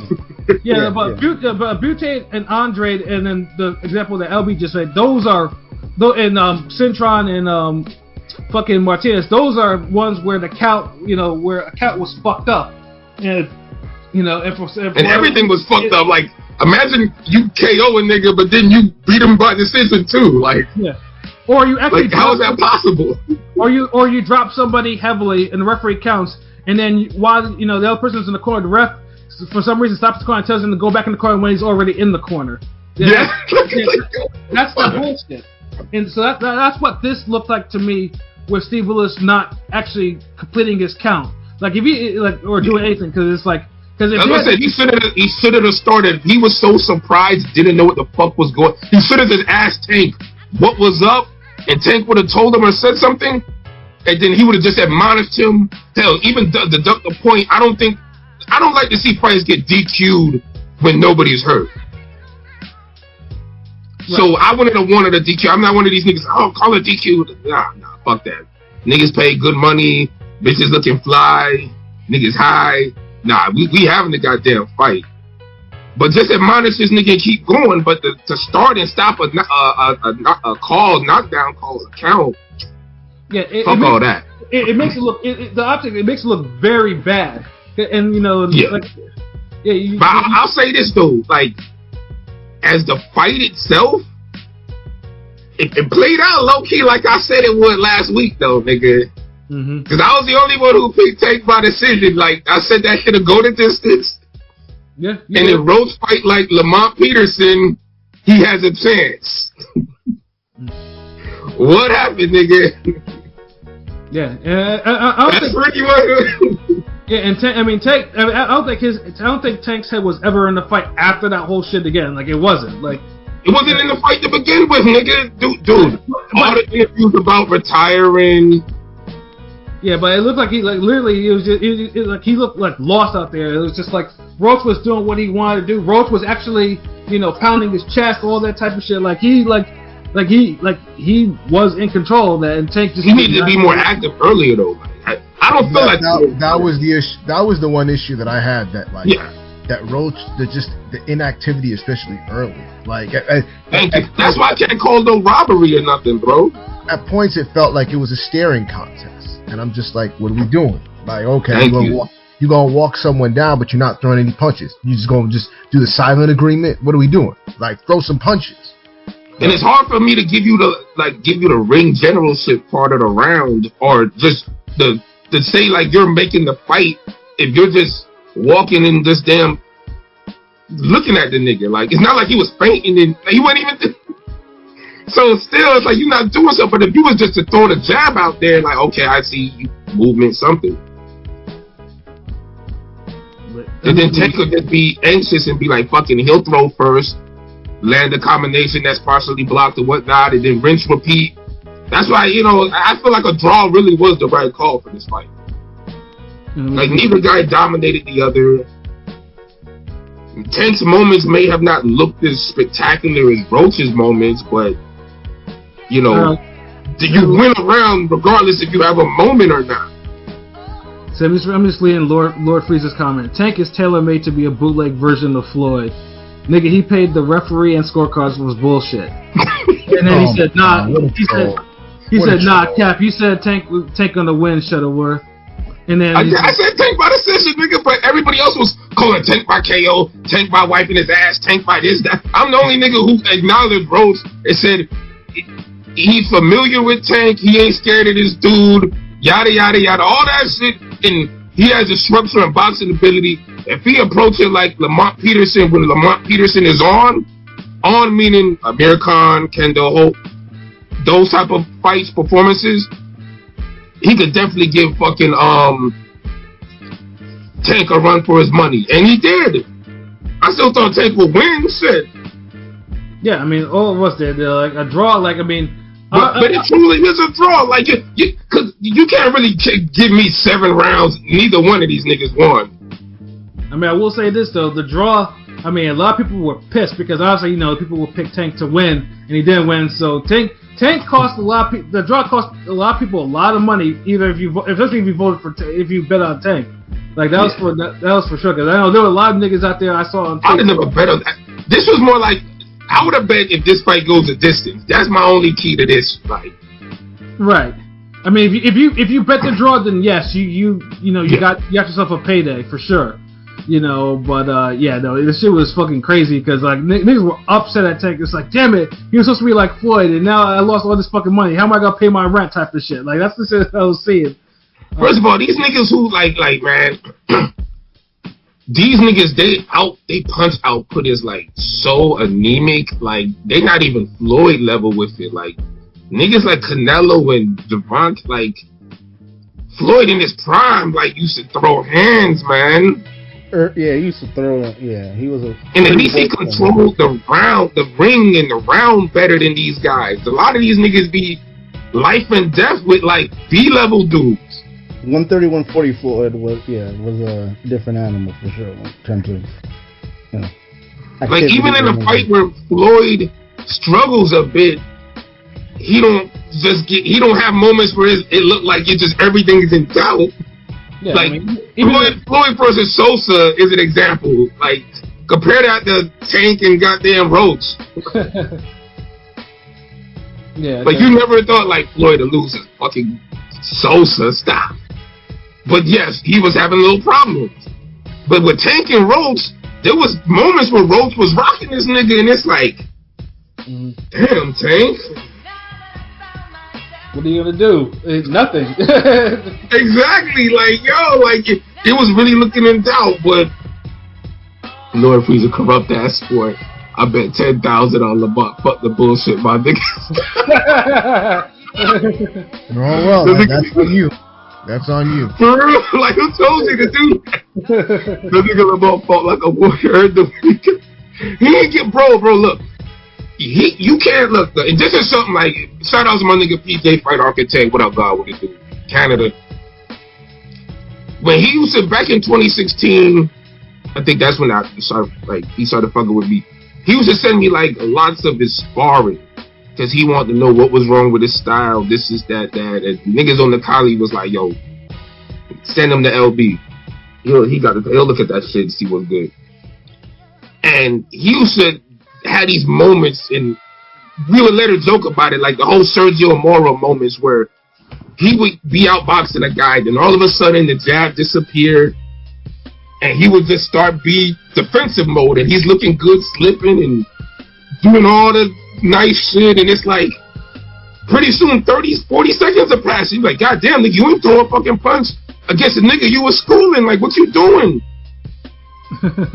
Roach, like, and I would tell this nigga, I was like, bro, you gotta chill all the dead air moments, bro. That's why all your fights look so competitive. All your sparring look competitive, because after you 40 seconds of doing bullshit, a nigga just start jabbing at you, and then he kind of take the round back, and it's like, you were schooling this nigga. That I just want to mention, I think like Tank's his low output obviously was eventually going to cost him, but I didn't expect. But see, Roach, and that's what I'm talking about. Roach ain't take advantage of that fully, because he had too many dead air moments where he just looking at this nigga, not pumping the jab, not forcing Tank to the ropes, just dead air moments, and it's hard to win rounds with dead air moments, man. And he just had too many of those. I will say, I just want to mention, it was kind of impressive with Roach, because you could tell, what Tank does, he tries to set traps. He does certain, nuances, whether it be, pivoting or, just his footwork. But Roach wasn't, yeah, I mean, it was really impressive how composed and disciplined of a fight Roach fought. I think, obviously there's a little bit to be said. Maybe Tank could be quote unquote overrated, but I think really Roach should get a lot more credit in terms of, this. No, I give Roach a lot of credit, because I mean, like I said, Tank was a minus 2,000 favorite. People, like, that's the thing. That's like, crazy. Yeah, usually when someone's like a minus 2,000 favorite, like, you expect the favorite to really whoop some ass. Like, yeah, this is like cherry pick gone wrong territory here, if we want to be honest. Yeah, keep in mind, like, I mean, when we say this cherry pick, it's not like Roach is a cherry pick because he's a bad fighter. It's just because it's the perceived level between Tank and Roach. No matter, even if they trade together and stuff like that, there's supposed to be some sort of separation if you're gonna have odds like that. Like, there's supposed to be. But remember, we keeping it real though, because remember, Bivol Canelo was a cherry pick gone wrong. Yeah, and most because Canelo was 5-1. Like, and we knew, and you've been to Bivol fights live. Yeah, we know Bivol wasn't no scrub. We know he could fight. Yeah, but if you 5-1 odds or minus 2,000 plus, like, you need to be able to handle these niggas. Yeah, especially if you're dragging one up from a lower division. That's where. So there was no handling at all. Yeah, and another thing too. This is more of my hardcore bubble shit, but lightweights having such low output will never sit right with me. Will never. Okay, I could agree with that. Thank you. Okay. Yeah, like honestly, like, I mean, I grew up watching lightweights throw some hands. Like, like, come on, like, my favorite fight of all time, the fucking Corrales and Castillo. Niggas threw hands. Too many hands, but they threw hands. Saying, like, the work rate, this whole economical shit, it bothers me, because clearly, like, these two are in shape, but throw some fucking hands. Pernell Whitaker, that's another thing, because I know this is a big thing on Twitter. Pernell Whitaker, Pernell Whitaker may have not had a lot of power, but he threw hands among doing all the, the rolls and the ducks and all types of shit that he used to do. He threw hands. His work rate was high, and it's just this is one thing I just really hope, like, in the low weight that needs to improve. Like, both guys should be throwing more than. I wholeheartedly agree. These niggas in their prime, and the final total punch output was like 600.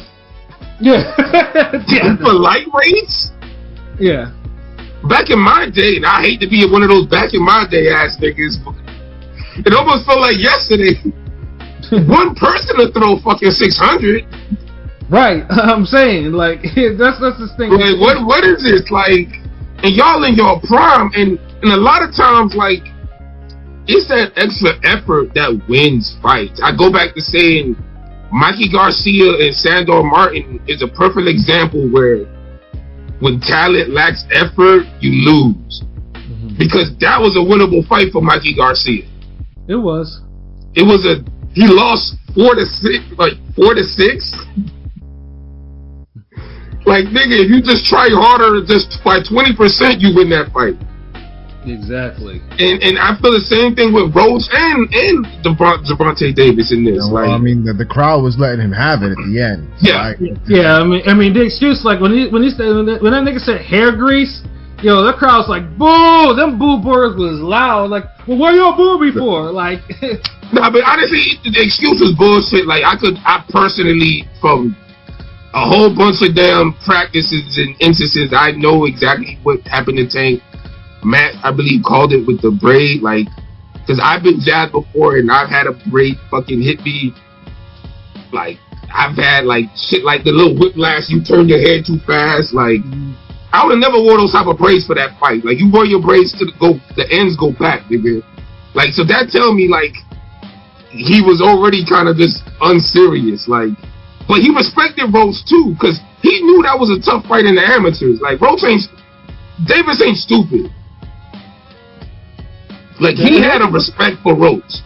And Roach was looking big. Pause. He was looking like, I mean, he looked like a true, like, he was bigger. Obviously, Tank's not the biggest, but he looks like a lightweight. You know what I'm saying? I think he should.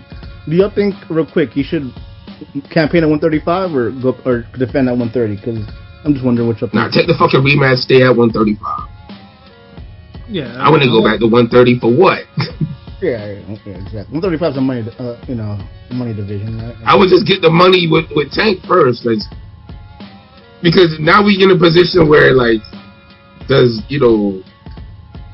fucking Tank, was this a fluke? Can Roach be better than this? Can Tank be better? They just showed a lot of respect, and they on the same level to me, or style wise at least. And Lord but I think both can improve. And Lord Frieza asked, can they overturn the decision like in that Haney fight? Nigga, I'm trying to get my money back. Well, first of all, you ain't gonna get your money back. Yeah, it's betting. It's done. It's all bets final. Like you're not gonna get your money back. Yo, for real. Like, what are you talking about? Now, can they overturn the decision? It's possible. I highly doubt it. I think that hardly ever happens in boxing. At the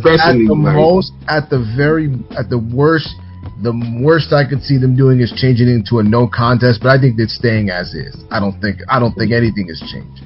And what's so wrong with this being a fucking draw though? Like, my God. Nothing.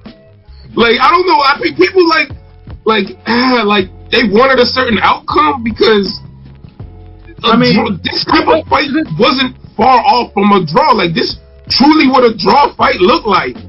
Well, I mean, in this case, because most people wanted a Tank knockout or something like that. A draw in this fight, I think it was just more or less like, wait a minute, Tank didn't knock this nigga out. What the fuck's going on? Like, and then, but most people have also thought like, wow, Tank got outboxed. Like, that's, I mean, at least a lot of people have been saying, hey, Tank got outboxed. So I think it's just one of those things where it's just like, and then, like I say, honestly, with the fuckery with the knockdown, it just creates, like I say, it creates the whole atmosphere of fuckery. So that's why people were like, okay. Yeah.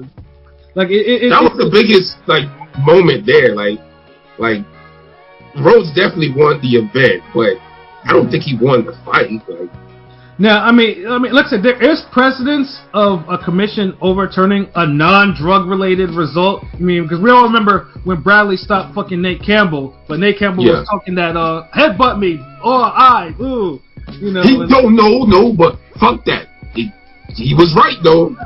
Hey, that fight was getting good, and Tim Bradley with his goddamn bucket head started those goddamn headbutts, and we only got 3 rounds of what was heating up to be a good fight. The issue with turning it over is that the referee ruled it no knockdown, and the commission upheld it in the moment. So the commission is going to overturn the commission.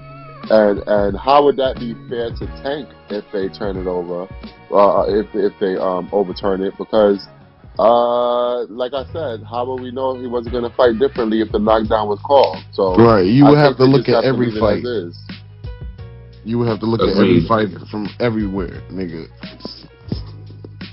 I mean, but like I said, I mean, if it happens, I mean, you know, it's fuckery. You know what I'm saying? It shouldn't happen though. Like, it's not going to happen. Like a draw, bro. They just need to run it. Like, just run it fucking back. And like these niggas did something where I'm like, ah, damn. Like was Roach robbed? Like, yes, in a sense, but it's not like this nigga swept 8 rounds or something where he would have won it regardless. Right. It's not like it's the worst robbery we had ever seen type shit. And, so Pat, by the way, I just want, because I know how you are. So if he doesn't run it back with Roach, even if he fights a better fighter, are you going to complain? Wait, don't we have a poll on this? Like we, you know. Yeah, no, because because everybody, like most of the people, the majority of the people we asked in the Twitter poll of who you want to see Tank fight next, of the 43 votes, 67% said a Roach rematch, 19% Shakur, and then Keyshawn and Loma got 7% apiece. So everybody wants the Roach rematch, but as I'm saying, like if he fought a better fighter, would you complain, Pat? Because I know how you are. You like to complain about everything. I voted for Keyshawn. Fuck that. Would you complain if he fought Keyshawn next? Oh, because he got to run it back with Roach. I mean, if he wants to get his get back, I'm sure he wants to run it back with Roach. They're running it back though. I think they're. Yeah, it's contracted. They're not going to run it back. Just do it. So, but I'm saying, like, do you give him what would have been better for you? Like, what do you mean by contracted? Wasn't there something? Didn't they say there was something about because Roach was talking about like it's in his contract, contractual rematch. No. Roach does. But he said that's if Tank lose though. Yeah, Roach does not have a rematch clause. Tank had a rematch clause, so it's on Tank to activate the rematch clause. That's why they're saying that Roach is contractually obligated. That's because it's not up to him; it's up to Tank. But if you're Tank and you have a bigger fight on the table. Because I don't know if you guys saw the press conference, but he said that his other fight was already set. If you have a bigger fight on the table, then Roach can wait to the end of the year. Like, it doesn't have to be an immediate rematch if you have a big fight. What if next is Lomachenko or knock on wood? I mean, I'm over the Lomachenko shit. Like that shit. To me, that shit is like. I could care less about. But they said his people reached out to him again after the fight. Hold on, you might be over it, but if that fight can happen, I'm gonna want to see it. I don't care. Yeah. So, yeah. And especially because the thing is, Lomachenko I mean, I know this is Kambosos, but he really did beat the shit out of Kambosos. He did. He absolutely did. Like that's what makes it so weird with him getting scary, because it's like, bro, like. It seemed like you're back, and it's like now you want to leave. Like the fuck? But nah, man, this nigga Pat with his damn high level boxing bubble critiques and shit, nigga. Like, bro, man, like Tank could get credit for all these niggas, man. He the face of the sport. So Matt, what was the post-fight press conference? What was the vibe for the post-fight stuff in the back? What was the press scrum like? It was interesting. I mean, for the undercard, only Tellez and Russell were part of that press conference, and then for the main event, obviously both guys were there. But honestly, Tank was cool. Tank was cool. He got a little bit aggravated when they were asking dumb questions, but I get aggravated when I get asked dumb questions, so I don't mind that, Mm-hmm. But I will say, Barry Hunter, man, he gotta go. He brought nothing to the table, and he took no accountability for anything that went on that night. And that corner, listen, even in the arena, I didn't have to see it on TV. That corner was a shit show. Yeah, everyone can see it. Everyone there. Yeah. Tank didn't get no advice in that corner. Like, it was just bullshit. But him and Calvin look like they got something going, bro. Like, there's some type of tension. Like Tank, like, barely acknowledged this nigga. Like, and he arguing with them. Like, I don't know. That shit just seemed weird. I don't know if it's like some type of tension, but listen, we're all, man. We all played sports, team sports, hopefully. If you wasn't a loser, hopefully you were able to have some athletic ability. Shit get heated. Even with your teammates, shit get heated. but y'all still fuck with each other after. It's just the intensity of the game. Look, KP used to play trivia with us all the time. How many times he used to curse me out when I'm hosting the game? Oh, hurry the fuck up. Come on, let's go. Yeah. You know, it's just intensity of competitive nature, you know? So I think... I mean, it ain't look like it looked like something really off between them niggas. Like, yeah, I get what you're saying, but that didn't look like that. Like, it looked like Tank, like, don't fuck with this nigga like that. Like, or is something happened or there. Like, just the interactions, just, like, something's off. Like, I don't know about no competitive teammate shit like that. Nah. Well, listen, if something was off, then they need to get it back on really quickly, because Barry Hunter needs to get the Vince McMahon treatment and get fired out of that corner, and Calvin Ford needs to be the head trainer again, because whatever Calvin Ford and Tank do in that ring is special, is magic. They have a type of synergy that you just can't teach. That was forged through fire, both of them. And I'm telling you, that fight would not have gone down like that if Calvin Ford was the trainer. I'm sorry, it just would not have. Because, first of all, Calvin Ford would have told him what the fuck round it was, and Calvin Ford would have had some more advice for him in the corner. Maybe he would have asked him, hey, what are you seeing? Stuff like that. They would have been more in sync. Barry Hunter, what did he do? Somebody tell me, what did he do? Nothing. It seemed like Calvin was more into the fight from the reaching in between the ropes and Afro and the Vice. It didn't seem like Tank was like fucking with him either. So I don't know, that shit just looked like mess. Like, that shit was on like Andre Berto level, like with the damn chaos and 20 niggas talking and niggas not paying attention and... Yeah, it was like a fucking Edgar Berlanga corner. Yeah, that too. Like, all these damn remixes of the corner. Yeah. But yeah, it just wasn't a good look for Tank, bro. So what do we give? He got to run it back. What up, JP? What up, fellas? Hope all is well. Run it back in the DMV. Yeah, I agree. Run this motherfucker back in the DMV. Find a venue. Like there are plenty. I watched the last fight I watched. It was in the Armory, but I think that might be too small for that though. Nah, they need something big. I mean, just be like the Zone and Madison. Why don't you just make an arena? Like, these niggas. Well, actually, no. They had in the back Oxon Hill at the Harbor. I think Metro definitely had a fight there. Like, you know, and that's an official place. Oh, just only in Florida y'all want to damn build arenas. So what are we giving this pay-per-view for grade? It's not an A. It's like a. It sounds like a good B plus though. I don't know. B plus. I mean, there was no stoppages on the main card. Like, I can't, like, you know.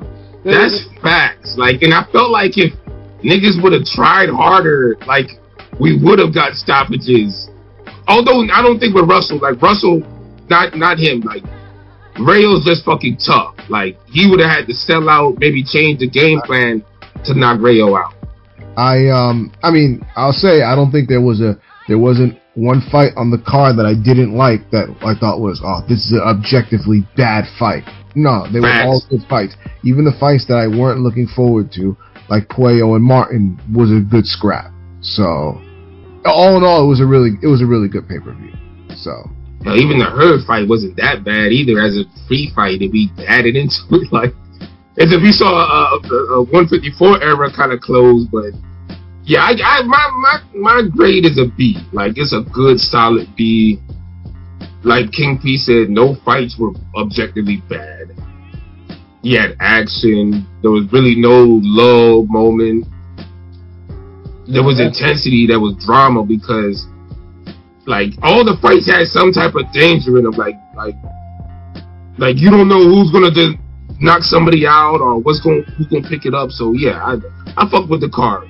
I mean, there was a hell of, because I watched that David Bustos, which, by the way, for those who are listening, PBC pretty much, if you want to catch a PBC event, you know, you don't want to pay $80 or whatever.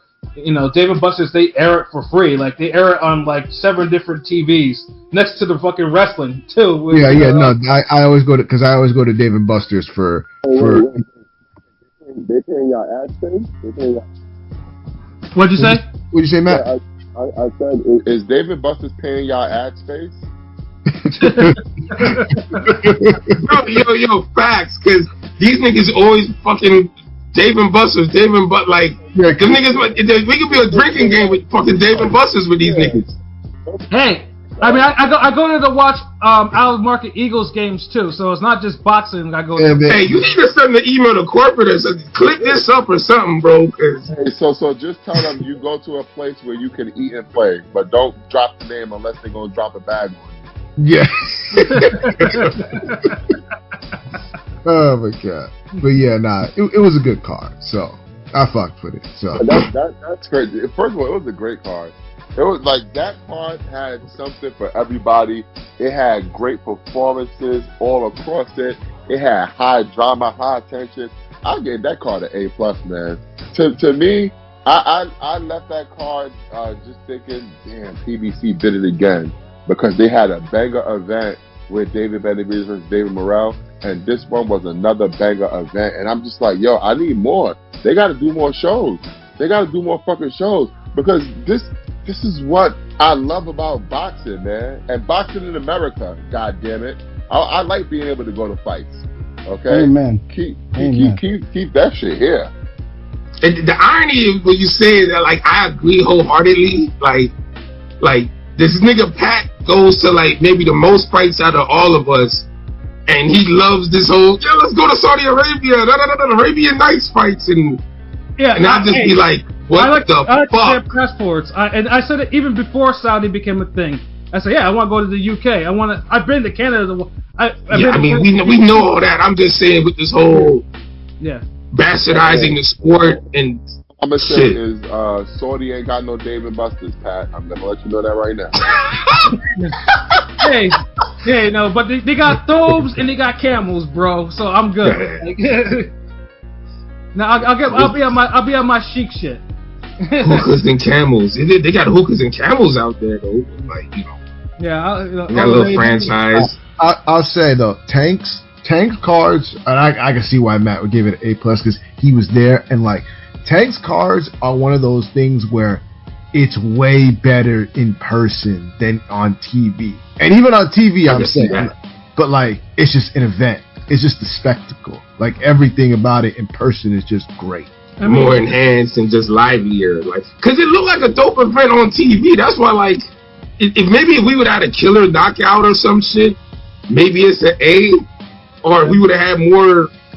The beatdowns would have been more one-sided or something. I don't know, but I did. Shit. Because it was still a good card. I fucked with it. Because the Benavidez Morrell card was better than this one. Like that was no question about that one. Yeah, hold on. Who else was on that card? Run it back real quick. For which one? Benavidez Morrell. Yeah. Morrell. Yeah, that was. That was the full. Yeah, it was Fulton. Oh, Fulton Figueroa. Okay, who else? Card.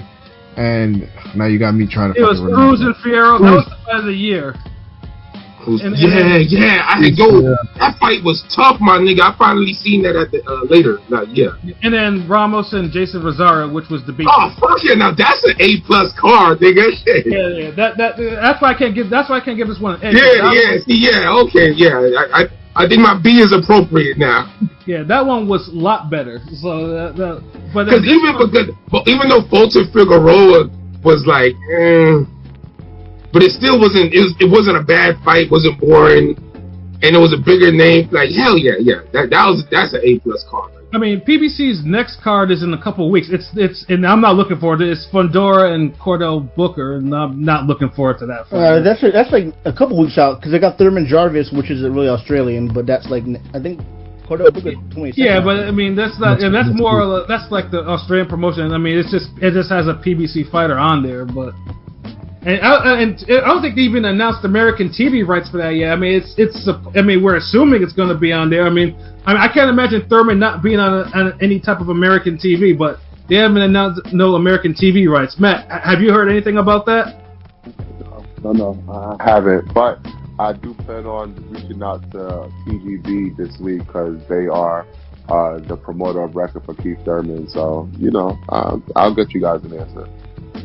Yeah, because they haven't announced that, or for Tim Tszyu fighting Joey Spencer. I'm like, if they announce it, why isn't it someone should announce some TV rights for that shit. We'll assume it's gonna be Prime. What's that?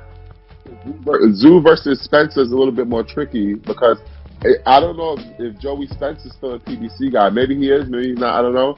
But I didn't see TGB on the poster. I did see TGB on the poster for the Thurman fight. I don't think I think because I know me and Pilot talked about because I think he was on a Salida Promotions card. I don't think it's with PBC anymore either. Yeah, I think it's no. What are you talking about? We're talking about Joey Spencer. Oh yeah. No, he got rocked. I don't know about that one. That won't be on Amazon because in Australia, obviously Tim Tszyu, he fights in his Australian shit, and if Joey Spencer's not a PBC guy either, who knows what PBC is doing with Tim Tszyu? So we'll see. So it's either I would either expect that or ESPN Plus. And then, if not Too Soon, then it would be the Zone because it would be the only. But then Tim Tszyu is not on the Zone. It's just Joey Spencer. So yeah, it's just weird. They're announcing people probably want to see them, but you just don't know where it's actually going to be at. Who's going to air it? If it's ESPN Plus, great. It'll just be early in the fucking morning. Oh man, though. F plus lost my money and nigga got robbed. I'm sorry for your F plus, nigga. We all enjoyed the card, bro. Oh well, sucks for you. You shouldn't have bet that much money. You should just bet the distance, bro. No, I gave it a B. High drama, championship fights. All judges were busy. You feel what I'm saying? All them niggas work. All them niggas earned their check that day. You know what I'm saying? Yeah, no. Like I said, and it's trending too. Like I said, obviously, I know Matt is, I think Matt was the one who reported before ESPN did about the commission and shit. So, we'll learn about it probably in the next couple of days what their official statement's going to be, if they're gonna, or if they need to put together some bullshit, or they're actually gonna if they overturn. Then yeah, it's gonna set off a whole bunch of fuckery that that boxing has rarely seen. If they overturn that shit. Listen. I'm a betting man, but if you're not a betting man, bet the house on the commission not overturning shit because they don't have grounds to overturn it. They don't. They don't have any grounds to overturn it. And niggas, I'm just gonna be honest, niggas ain't gonna just really have the motivation to overturn a fight that's a draw. It's hard to really, nigga, you ain't lose, you ain't win. Shut the fuck up. Why we here? Just run it back. God damn. Tank don't want to run it back. He sounds shook in the press conference. Damn, man. Stop it. Come on, bro. But I know you're not the biggest. You look at Tank as light-skinned Canelo though, so I'll be. Hold on, real quick, Matt. I missed it. Did you score the fight for Tank or Roach or a draw? It's fine. Yo, Dada, what's good? What'd you score the fight? Real shit. Put it in the chat if you still listening with that. But it's definitely grounds for a rematch. Let's run that shit back in the DMV, blow that shit up. Yeah, exactly. But whoever said Tank looked shook in the press conference obviously didn't know what the hell they were watching or listening to because Tank said unequivocally that he want to run it back. He said what he said was, I want to run it back, but it ain't gonna be next till they have his fight set or ready. But if he had his druthers, if he ran the zoo like Gerald McGrew, he would run the fucking fight back. So they gotta stop that little bullshit somebody scared thing. These two dudes ain't scared of each other. Lamont ain't scared of Tank. Tank ain't scared of Lamont. They gave us a great fucking fight, and let's hope we see it again. Yeah, them niggas are super respectful and shit. He said, I ain't scored that shit officially live. I'm waiting to catch a replay to do that. Nigga, you gotta do it live, bro. Come on, man. Come on. You can't. That's see, bro. You know the rules, bro. We've been at this shit too long. You gotta score the fight. It don't have to be officially, but you kind of have a sense of who won. That's cheating, because at this point, it's like he heard too many shit. It's like when you're watching, you're looking for the winner and you're looking for the loser. Thank you. Like, you gotta really... I'm not one of these guys who rewatch fights to score. I rewatch fights to enjoy, never to rescore. Because my score is what it is when the fight fucking happened. That's okay. I kind of see what you're saying. Okay, yeah. If it's a bomb like that, okay. So that shit is impossible at a house party. Yeah, that's a little different. And depending on it's not Dave and Buster's. Like, what's his name over here? I mean, this shit was a lot of Dave and Buster's, bro. Like, I mean, but most people thought Tank won. The house party, like, niggas know you at the house party. You might be talking to chicks. There's so much shit going on. Like, Dave and Buster's, you probably just posted up somewhere. Like, yeah, I mean, I'm not trying to narrate your experience. You the Morgan Freeman, nigga. Like, yeah. I mean, I was at the bar, like, people were at tables and shit like that. Like, the fight was playing everywhere, and the fight was over the speakers, bro. Like, it was everywhere. Like, niggas could hear the fight. You know what I mean? Okay, that's different.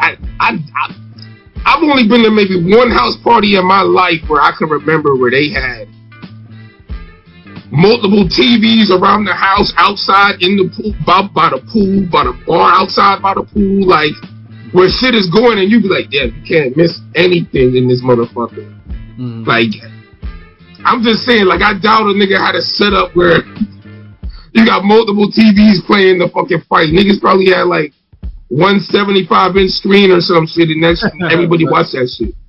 Right, yeah, I hear you. Yeah. The house party is a little different, unless you're one of the ones that posts up the TV and you find yourself a good spot and you just kind of like tunnel vision. Like, you're not trying to hear this in your ear, you're not trying to hear that in your ear. You know what I mean? But yeah, definitely fucking like, when you rescore it, nigga, tag Ring Game Radio, tag me. I don't care, nigga. Like this would be a to continue. Because I honestly felt like the fight was a draw. Like I don't really see the problem in the score. Like, Roach got robbed of a moment with the knockdown, but that doesn't dictate he would have won anyway. Because the fight could end up... Tank could have probably rallied and knocked this motherfucker out after that.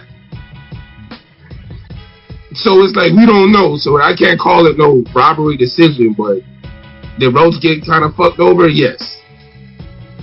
Yeah. Yeah, I know people on Twitter were just on, so, because I know when Roach was talking, when Roach put out that tweet about, mentioning that the commission was looking into it, like, niggas would call him out his name and everything, like. So he talked to Haiti lawyer. Exactly. Yeah. And it's like, why you talking that appeal shit for? Like, niggas was mad. Like niggas was mad at him. Like, it's like, niggas don't like. I don't know. Boxing's one of those sports where it's just like, if you have an issue with somebody, it's like, nigga, just throw them fucking hands. Like, just throw the fucking hands, nigga. Like, run that shit back. Like I get it, but just run that shit. But if I'm Roach and I know Tank got another fight set up, I'ma just kind of chill. And I ain't trying to fight no nigga that could jeopardize the loss or whatever, or fuck up my momentum. Well, if anything, just that stay busy fight. Belt. Defend that 130 belt. Nigga, who against who? I mean, when he Poindexter ass niggas, what opponent he got on right now for 130 that he got to defend his belt against? At 130, he got a mandatory, the Albert Batra blah blah blah, whatever that Russian dude. Yeah, no, he does. That fight for the idea. He has a mandatory. He's better off dropping the belt, and because 130 is intriguing, but it's not 135. Because I heard he might be able to fight Shakur. Nigga made a name for himself. He made a name for himself. Yeah, What are you trying to say, Matt? Hold up, Matt. What were you trying to say? No, unless you get a fight. Right now, Lamont Roach's name has never been hotter. See if you could get Turkey Al-Rashid to drop a bag on you versus Shakur. I was already told that Top Rank might be interested in making Keyshawn versus Lamont Roach. Yeah, do that. Never been harder. Yeah, do that. But you don't drop the belt because that's your only leverage if that shit fall through. No, I didn't say. Try to get the biggest bag. I didn't say drop the belt. I said you could just defend it. You could just stay busy, do whatever. Like, I mean, yeah, I'm saying. I mean, unless these like winnable fights for these niggas, like this nigga on some defend the belt, like he fighting some damn. I ain't gonna say jobbers, but niggas he should win against, and he was looking good before the Tank fight, so I know he's capable and everything. It just, I feel like Tank gonna be like the biggest like bag, and that's gonna be the most love he gets in the States. Like, yeah, you go to Turkey, you'll be just like all these other niggas. You'll be fighting on an afternoon undercard or some other niggas. Yeah, you'll get your bag, but your name, ain't going nowhere. And it's like, why waste the momentum you have with that shit?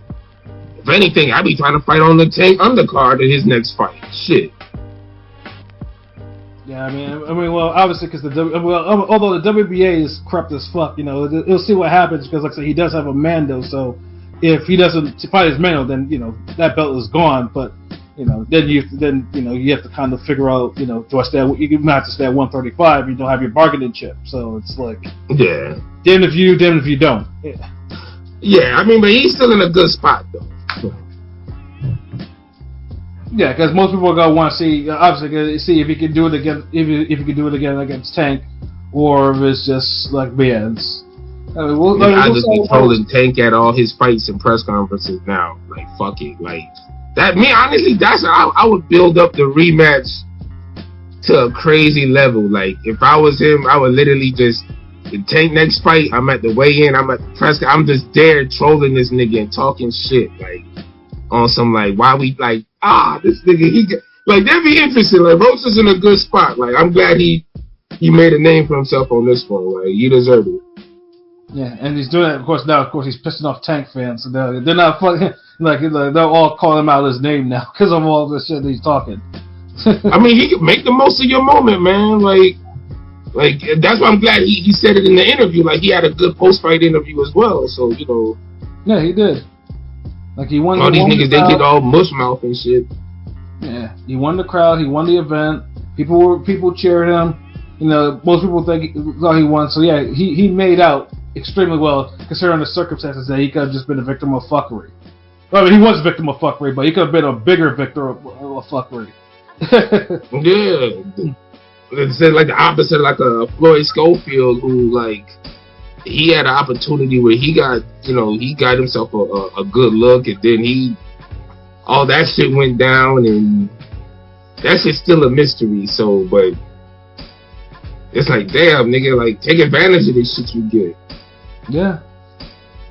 But yeah, no, we'll see what PBC does. I mean, as of right now, we don't know what the pay-per-view buys are. I mean, I don't think Matt, you've heard any preliminary numbers yet. I only saw one number, but it was from an account that wasn't credible. It was like 140. Yeah, I don't. Any numbers you get so far, I don't know. But yeah, I don't know if y'all watch. I don't know if y'all was watching Amazon. I don't know if y'all like how they produce this shit. No, I like Amazon quality stuff. So. Yeah. Amazon in comparison to how Netflix did it, they ain't really nowhere near, but it was still good production.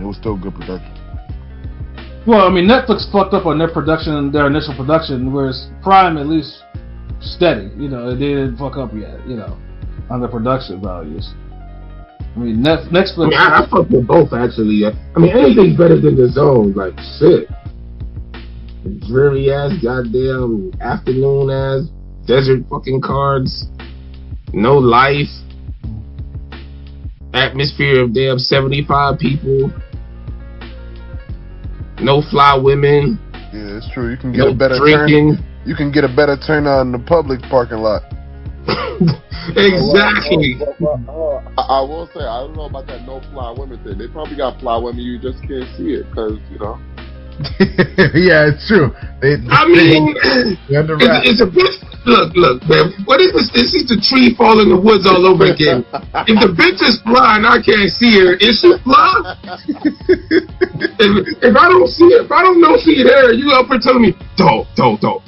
Susan, the Invisible Woman, is looking so fly right now. If only you could see it. I'm just like, I see Porsche, I see Thing, all these other niggas. I see Reed. What?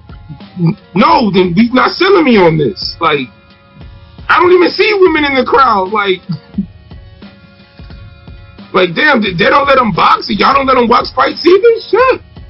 Except when it's time to do a turkey giveaway, when one of his little cousins in the fucking event gets a car. I'm like, wait, yeah, okay. Hey, listen, like, Turkey, that's how you get your birthday present. If you listen to Turkey, the views of Ring Gang Radio or the views of Ring Gang Radio alone, cut me that check, all right? I am for sale. Cut me that check.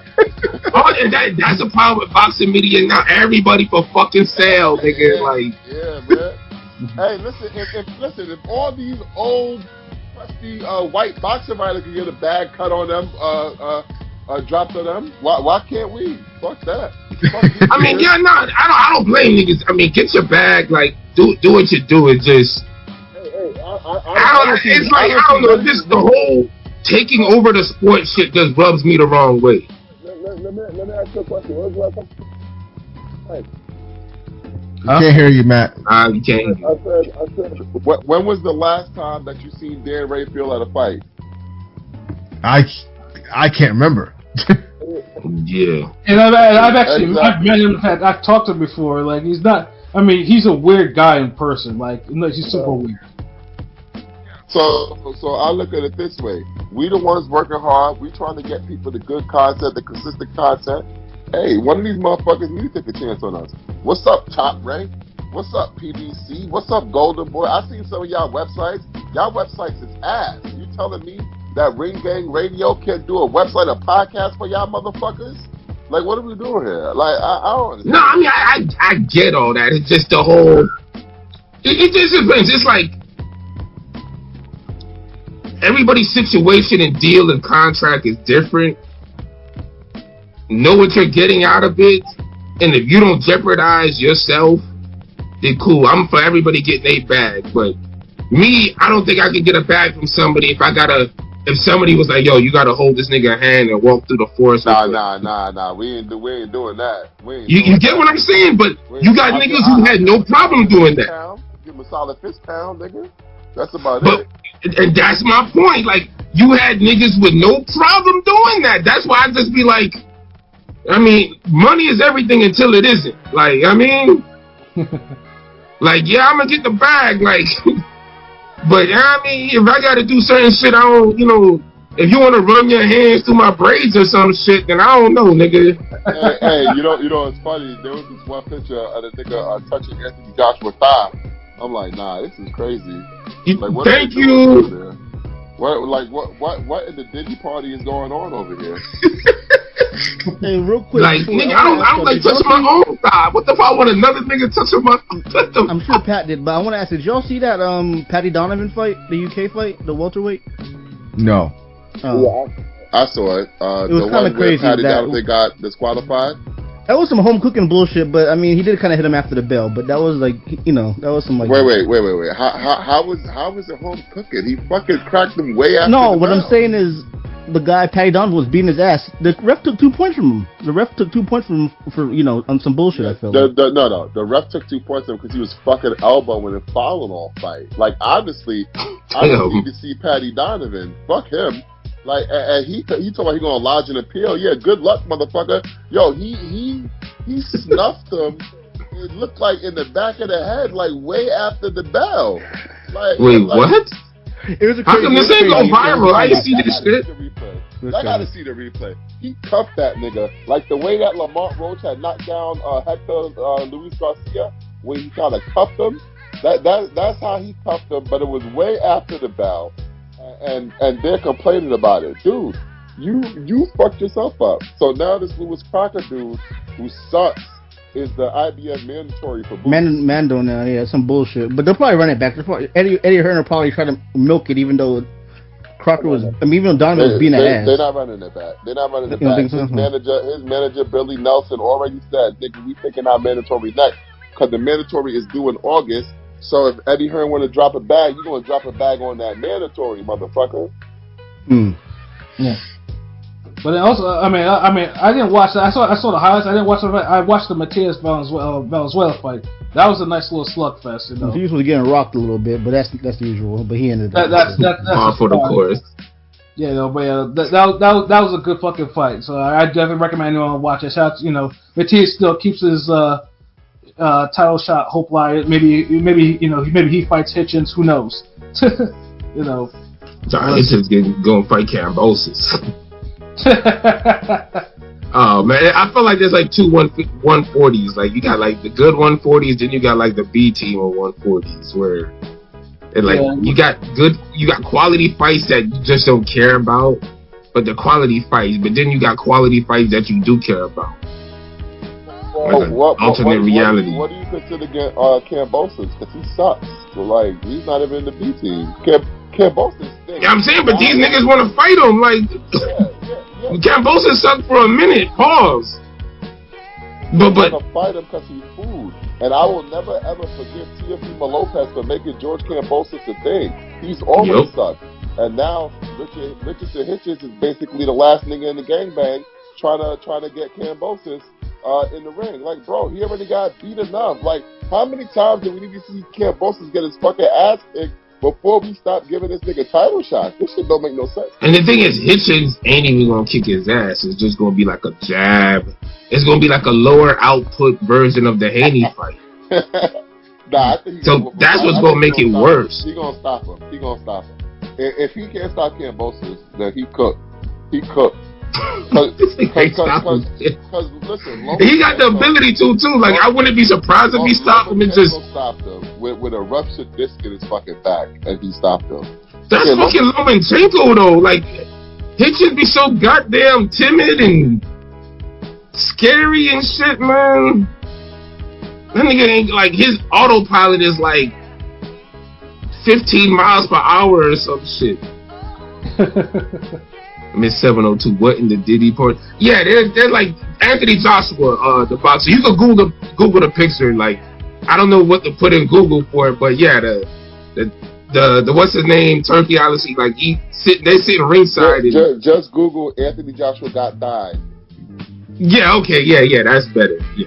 I mean, that'll never be as blatant as Turkey holding both him and Wilder's hands, and so he's the centerpiece like that. Like that, and, you know, that shit will never sit right with me. That's like, whoa. Because that shit was weird. Because it looked like, it looked like Wilder had that sheepish grin on his face. Like it's like I want to pull my hand away, but this nigga's paying me a bag. And then Joshua is just not too much on Wilder, dog. Not too much on Wilder.